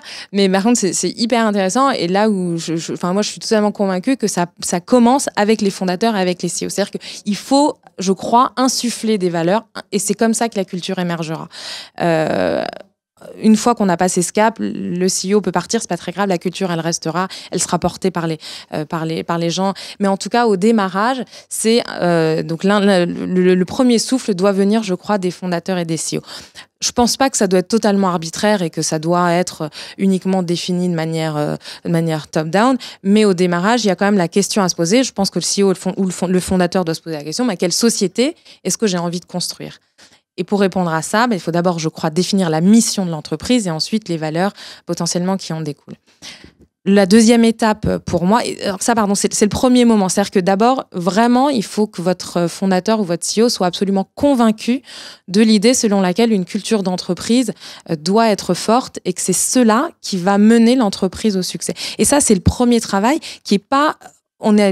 Je ne sais pas quels sont les backgrounds des gens qui sont là aujourd'hui, mais dans les startups, en tout cas sur la scène de la startup, on est tous plus ou moins convaincus de ça, mais c'est vraiment pas le cas pour tout le monde. Moi, vraiment, j'ai rencontré beaucoup de CEO qui pensent, et évidemment à juste titre, aux produits et au commercial, et évidemment qu'il faut penser à ça, et c'est certain. Mais si en amont, il n'y a pas la conviction des fondateurs que c'est la culture et l'adhésion à des principes qui va faire en sorte que les équipes vont œuvrer ensemble dans un but commun, j'ai un doute sur le succès, ou en tout cas sur la taille du succès à venir. C'est vraiment ma conviction. Encore une fois, je porte pas de jugement de valeur à savoir est-ce que c'est bien dans une culture forte. C'est pas ça que je dis, mais ou pas. J'ai même pas d'avis tranché là-dessus, mais j'ai constaté en tout cas pendant 10 ans que c'est comme ça que ça marchait. Et puis ensuite, les valeurs, je crois qu'il faut faire une différence. D'abord, une confusion qu'il faut pas faire, c'est la confusion entre les valeurs ou la culture et l'ambiance. Je sais pas, dans les entreprises dans lesquelles vous êtes aujourd'hui, est-ce que vous pouvez la main tous ceux qui ont un baby-foot, une table de ping-pong, des snacks, une salle de repos, un lit pour dormir, voilà. Du coup, ce qu'on constate, c'est que, et je rejoins quelqu'un qui a dit ça tout à l'heure, c'est que ça n'est pas cela finalement aujourd'hui le facteur différenciant en termes de culture entre toutes nos organisations. Au contraire, c'est plutôt un dénominateur commun. Et ça devient même, dans la scène startup, ça devient même le critère quasi sine qua non pour être catégorisé comme startup, c'est d'avoir le baby, le ping-pong et le Coca Zéro, etc. Et ça, moi, je trouve que c'est très bien. Moi, j'ai toujours eu la chance d'évoluer dans des environnements comme ça. Toutes mes boîtes l'ont eu et c'était très cool. Et j'ai développé l'addiction au Coca Zéro et voilà, et c'est très bien. Mais je pense que ça n'est pas suffisant et qu'il faut aller un step au-dessus. Et ça, pour moi, ça fait partie de l'ambiance décontractée qui définit la start-up, décontractée, relax, généreuse. Voilà, ça, c'est la start-up. Mais les valeurs réellement, qu'est-ce qu'on a envie de faire, qu'est-ce qu'on a envie de produire, c'est ça pour moi. C'est vraiment le point sur lequel il faut se pencher. Et donc, je reviens au premier moment qui est d'abord insuffler les valeurs par les CEO fondateurs. Et le deuxième moment, c'est d'impliquer les équipes. À quel moment ? Parce qu'évidemment, c'est pas pareil quand on crée sa boîte avec nos 2 ou 3 associés, et puis quand on grossit, qu'on est 10, puis 50 et puis 250. C'est pas pareil. Je crois qu'il y a un moment à partir duquel il faut vraiment se poser la question des valeurs et les formaliser. C'est le moment où on ne peut plus vraiment réunir tout le monde autour de la table en même temps. Et je crois que ce moment, c'est autour d'une quinzaine de personnes. Une table, ça peut faire 15 personnes. Mais au-delà de ça, ça devient plus difficile, les interactions deviennent plus difficiles, la communication devient plus difficile. Voilà, c'est plus compliqué. Donc je pense que c'est à partir de ce moment-là qu'il faut vraiment formaliser les valeurs et par là donc faire intervenir la quinzaine ou de personnes. C'est un chiffre, mais enfin ça peut être 12 et ça peut être 20, je ne sais pas. Mais donc il faut faire intervenir ces personnes-là et travailler ensemble, brainstormer ensemble. Encore une fois, c'est vraiment pour moi le groupe, le collectif qui va faire ensemble en sorte d'arriver au succès. Et donc voilà, faire intervenir tous ces gens-là, brainstormer ensemble, puis parce que même dans les hiérarchies flat, il y a quand même des gens qui prennent des décisions. Et donc à partir du moment où on a fait ce brainstorm-là, peut-être reprendre le sujet dans un comité un petit peu plus restreint et prendre des décisions, faire des choix et trancher. Et le dernier point, enfin le point qui suit en tout cas cela, à partir du moment où on a formalisé les valeurs, où on est plus ou moins d'accord sur ce qu'on veut créer, la question qui se pose c'est mais maintenant comment incarner ces valeurs ? C'est-à-dire que voilà, j'ai dit que la valeur numéro 1 c'était l'innovation par exemple. Voilà, je me souviens quand j'étais chez Millicom à Dubaï, il y avait une de nos valeurs, c'était l'innovation. Bon bah super. Alors je dois être innovante. Alors bon. C'est dur, en fait, c'est super dur. Donc, je crois que ce qu'il faut faire, c'est aider les collaborateurs, accompagner les collaborateurs et leur montrer ce que ça signifie d'être innovant. Et donc, chez Millicom, ce qu'on avait fait, c'est qu'on avait alloué du temps aux gens pour leur permettre de travailler sur d'autres projets qui n'étaient pas des projets qui leur étaient initialement assignés pour créer, innover, se faire plaisir, s'amuser, voilà. Mais c'était pas dans leurs objectifs précis. Mais c'est pas grave. Je crois que Google fait ça aussi en donnant, je crois que c'est 20% de leur temps aux ingénieurs. Ça a permis de créer des Gmail ou Google Maps, je crois qu'ils sont sortis de ce genre de... Voilà. Donc ça, c'est un exemple. Chez Doctolib, par exemple, on a une valeur très forte qui est le service. Et le service chez Doctolib, nous, au RH, ça veut dire quoi ? Notamment dans le process de recrutement, ça veut dire que on donne une réponse à 100% des candidatures. Il y a une étude qui est sortie il y a quelques mois qui dit que 94% des candidats veulent de fait avoir un feedback une fois qu'ils ont suite à leur candidature. Or, seulement 49% d'entre eux en reçoivent une, ce qui d'ailleurs je trouve ça scandaleux. Donc chez Doctolib, on s'est approprié au RH, on s'est approprié cette valeur, le service, qui est une valeur très forte effectivement. On s'est approprié cela et on l'a traduit dans notre process de recrutement, à savoir 100% de réponse dans un délai de maximum 3 jours. C'est notre SLA. Et donc là, on voit que la valeur, elle a un impact d'abord sur le collaborateur lui-même, c'est-à-dire que cette exigence tirer vers l'excellence à chaque fois et travailler du mieux possible, mais aussi en externe, parce que c'est aussi un message qu'on envoie, et c'est comme ça qu'on construit notre marque aussi. C'est un message qu'on envoie à tous ces gens à qui on a fait une réponse personnalisée en moins de 3 jours pour leur dire oui ou pour leur dire non. Et ce qui est dire non, c'est jamais ce qu'on préfère, mais en tout cas, on le fait parce que c'est aussi une question de respect de l'humain qui est derrière et qui s'est engagé intellectuellement, émotionnellement à venir passer des entretiens ou à nous soumettre sa candidature. Donc, en tout cas, mon point là-dessus, c'est de dire que incarner les valeurs, c'est probablement mieux que de les afficher sur des murs, même si ça peut être très bien, parce que pour rappel ou pour déco, ça peut être très bien d'afficher ces valeurs, mais vraiment le plus important pour moi, c'est de les rendre tangibles. J'ai aussi travaillé dans une entreprise qui affichait des valeurs, mais qui ne les rendait pas tangibles, et en fait, c'était beaucoup plus difficile, je me suis rendu compte que c'était beaucoup plus difficile finalement de me sentir incluse et dans le projet parce qu'il n'y avait pas de fil rouge en fait. c'est juste du fil rouge, et donc c'est pas une question de, parce que bien sûr la limite à tout ça, c'est que attention, ça peut devenir sectaire, voilà, il faut manger LinkedIn, boire Doctolib, tout ça. C'est vrai qu'il y a cette, bien sûr, c'est une dérive possible, mais je pense que notre rôle quand on est DRH ou CEO ou ambassadeur, parce qu'il y a même des gens maintenant dont le métier c'est de faire de la culture, c'est toujours d'être un peu le garde-fou de ça. Et donc c'est pas de dire il faut faire que ça de cette manière, sinon t'es pas intégré et t'es out. C'est pas du tout ça. Mais c'est simplement permettre une orientation, une direction, un fil rouge.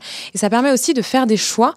Moi, c'est des choses qui m'ont aidé d'avoir des valeurs formalisées comme ça dans mon expérience, parce que je me suis demandé, il y a des moments où je ne savais pas quelle décision prendre, et je me suis référée aux valeurs de l'entreprise et je me suis dit, ah bah oui, en accord avec l'entreprise, finalement, je vais choisir le plan A, et ces valeurs-là m'ont finalement guidée et orientée, sans pour autant que j'ai été complètement lobotomisée, je pense pas.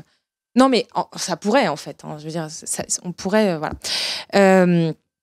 Et du coup, et je terminerai par ça, et en plus, je serais ravie d'avoir vos opinions. Finalement, ce que je crois, c'est que le sujet culture d'entreprise, marque employeur ne doit pas être relayé au second rôle. Et d'ailleurs, on est là aujourd'hui pour en parler, donc merci d'avoir donné la parole sur ce sujet-là qui me semble fondamental, mais c'est pas le cas, c'est pas ce que pensent nécessairement tous les entrepreneurs qui font des boîtes. Souvent, les sujets RH sont relayés un peu au second plan, on parle de fonctions support, etc. Moi, je crois pas du tout ça. Je pense que c'est la valeur fondamentale, c'est les RH. Alors, bien sûr, je presse un peu sur ma paroisse en disant ça, mais vraiment, pourquoi ? Parce que finalement, c'est très bien d'avoir un super produit, des stratégies, des investisseurs qui nous font confiance, voilà. Mais qu'est-ce qu'on a de plus précieux finalement dans une organisation ? C'est les gens. Et sans eux, rien n'est possible. Et personne ne peut remplir de Trello, etc. Donc, c'est vrai, c'est cette adhésion à la culture qui fait que le Trello est rempli, en fait. C'est vrai. Donc, voilà. Donc, c'était pour moi, mais si vous avez des expériences à partager.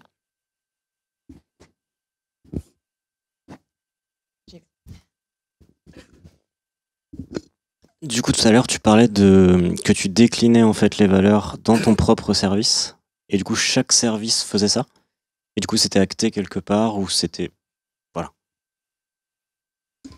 Alors non, oui et non. Donc oui, on décline tout, mais pourquoi est-ce qu'on décline ? D'abord parce que c'est un mindset un peu structuré, ça c'est vrai, mais aussi parce que je crois que les valeurs, chacun peut se les approprier de manière unique.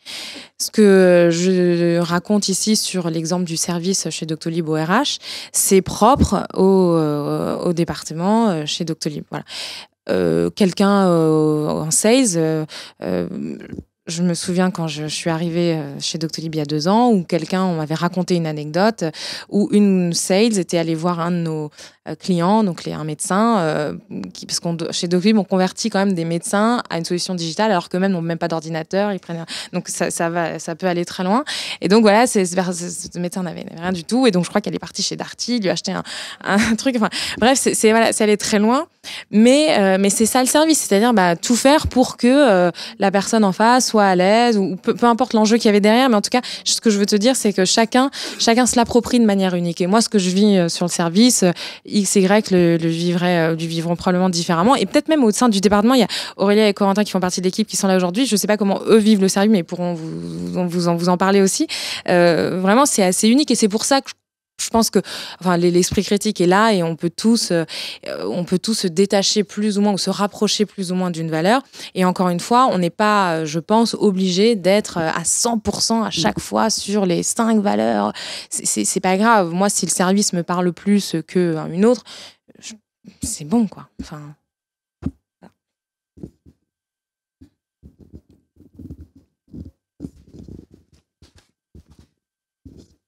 Bonjour Anne-Laurence.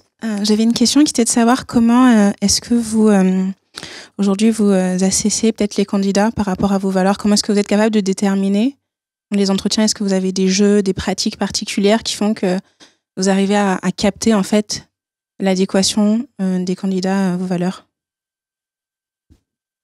Très bonne question, parce que moi aussi je pense qu'il faut recruter sur le culture fit et pas uniquement sur les compétences. Les compétences sont importante, mais je pense finalement que si on doit choisir, le culture fit est primordial pour la simple et bonne raison que le culture fit c'est quelque chose qui plus ou moins qui peut se développer, mais de manière tout à fait relative, alors que les compétences techniques on peut les acquérir, on se forme, on a des mentors, on fait du coaching, on apprend avec l'expérience, bref, voilà. Donc pour répondre à ta question, pour moi ça va au-delà de juste prendre.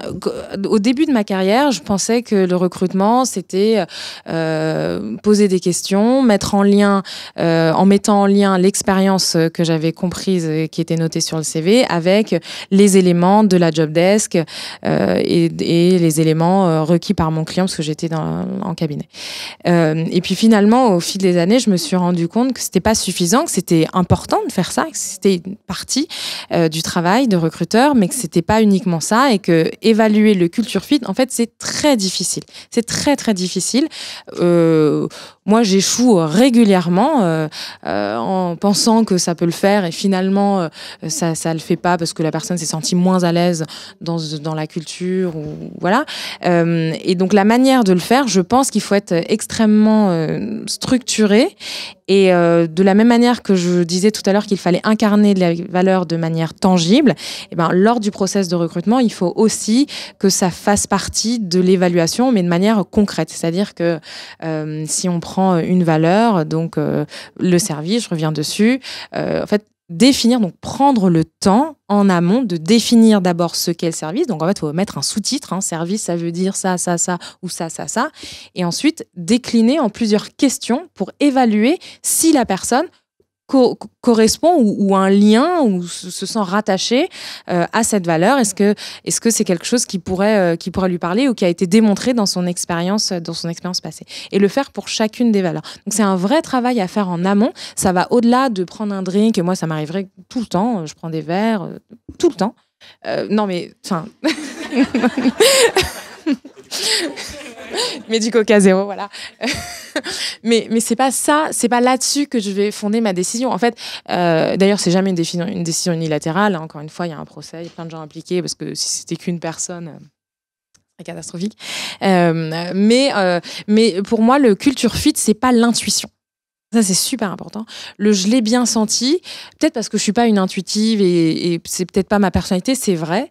Mais moi, dans mon expérience, ça n'est pas une intuition. Prendre une bonne décision, ça peut pas se baser, ou en tout cas exclusivement sur une intuition, mais sur des critères précis et tangibles. Et donc, c'est un vrai travail à faire en amont. Et comme il n'y a pas d'école de recrutement, je crois pas, même dans les écoles RH, moi, j'ai pas fait ça comme formation, mais je crois pas qu'on apprenne ça. C'est vraiment avec l'expérience. Là, je le dis aujourd'hui, mais il y a 10 ans, je pensais pas ça du tout. Je savais même pas. Mais je crois aujourd'hui que vraiment, il faut se poser la question en amont de ce que j'ai envie d'évaluer chez la personne et de noter vraiment comment est-ce que je peux évaluer l'innovation. Voilà. Il faut se poser. Et c'est super dur à faire tout seul. Si vous ne l'avez peut-être pas encore fait dans vos entreprises, moi, je propose que ce soit un workshop et que tout le monde se réunisse autour des valeurs de vos organisations et que vous définissiez ensemble les valeurs, quel type de questions. Et ça peut évoluer dans le temps, parce que c'est ça aussi le dernier point que je voulais dire, c'est qu'il ne faut pas avoir peur non plus que la culture change et évolue. Et d'ailleurs, ça fait partie même de la définition de la culture, c'est qu'elle est mouvante. Et ce que vous êtes aujourd'hui, vous ne l'étiez peut-être pas il y a 5 ans et vous serez probablement différent demain. Et ça fait partie, c'est la même chose pour une organisation. Et c'est pour ça qu'on se pose la question de savoir comment faire pour garder la même culture quand on grossit. C'est bien ça, c'est parce qu'on sait qu'en fait une culture, elle se meut. Donc on veut la garder, mais je crois qu'il faut garder un état d'esprit, mais il ne faut pas avoir peur non plus de changer ses valeurs, de les faire évoluer, parce que tout correspond à des moments donnés de l'existence et du niveau de maturité des organisations.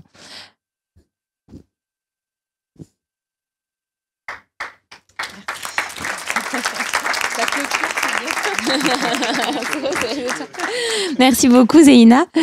Merci à tous pour vos interventions. Moi, je vais juste finir par quelques infos, puisqu'en fait cette conférence, elle s'inscrit dans une volonté de Mobiskill de travailler de plus en plus ces sujets et de capitaliser évidemment sur nos 7 ans d'expérience en recrutement et plus particulièrement en accompagnement de start-up. En fait, il y a plusieurs choses qu'on voudrait mettre en place cette année, principalement 2 programmes. Le premier, et je vous l'annonce en exclusivité, on va à partir du mois de juin mettre en place des tables rondes RH qui auront lieu dans nos bureaux dans le 9e. L'idée, c'est pas du tout de faire des conférences comme on le fait aujourd'hui, mais plutôt de réunir un comité de 7, 8, 9, 10 personnes, grand maximum à mon avis, pour travailler sur des sujets très précis qui pourraient vous intéresser, que vous êtes en train de traiter dans vos sociétés respectives et pour lesquelles vous auriez envie de partager, d'échanger, de bénéficier aussi de notre expertise côté recrutement pur, mais également des retours d'expérience des uns et des autres sur certains sujets. Donc, on a listé pas mal de choses. La discussion est complètement ouverte. Rester agile dans la croissance, l'identité d'entreprise, la rendre unique, la maintenir. C'est ce dont parlait Zéina tout à l'heure. Les notions d'ADN, de valeur, de culture. C'est vrai que tous ces mots se ressemblent, se juxtaposent, et on sait pas trop par où commencer. Enfin, réfléchir également à la façon de viraliser et de faire rayonner sa marque employeur à travers les outils digitaux, les réseaux sociaux. Bon, voilà, je vais pas tous les lister. Plein de sujets assez intéressants. Comment on vit le turnover, comment on pousse les gens vers la sortie. On n'aime pas trop parler de ça, mais c'est pourtant hyper important dans une aventure entrepreneuriale. Comment on fait pour se séparer des collaborateurs qui fitent pas avec la culture ou qui sont à bout de souffle. Des sujets, voilà, dont on parle pas beaucoup.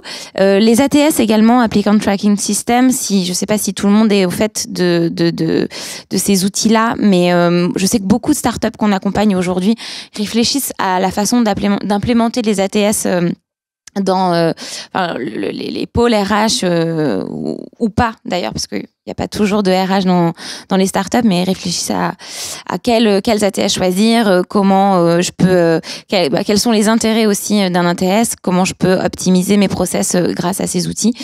Voilà, donc tout ça, ce sont des sujets dont on aimerait parler à partir du mois de juin. On fera probablement une table ronde tous les mois, tous les 2 mois. Tout ça est à réfléchir encore, mais on a un Slack, on a mis en place un Slack qui est où est Darcy? Je ne sais pas, mais un mail va vous être envoyé dans la foulée où vous pourrez participer, échanger.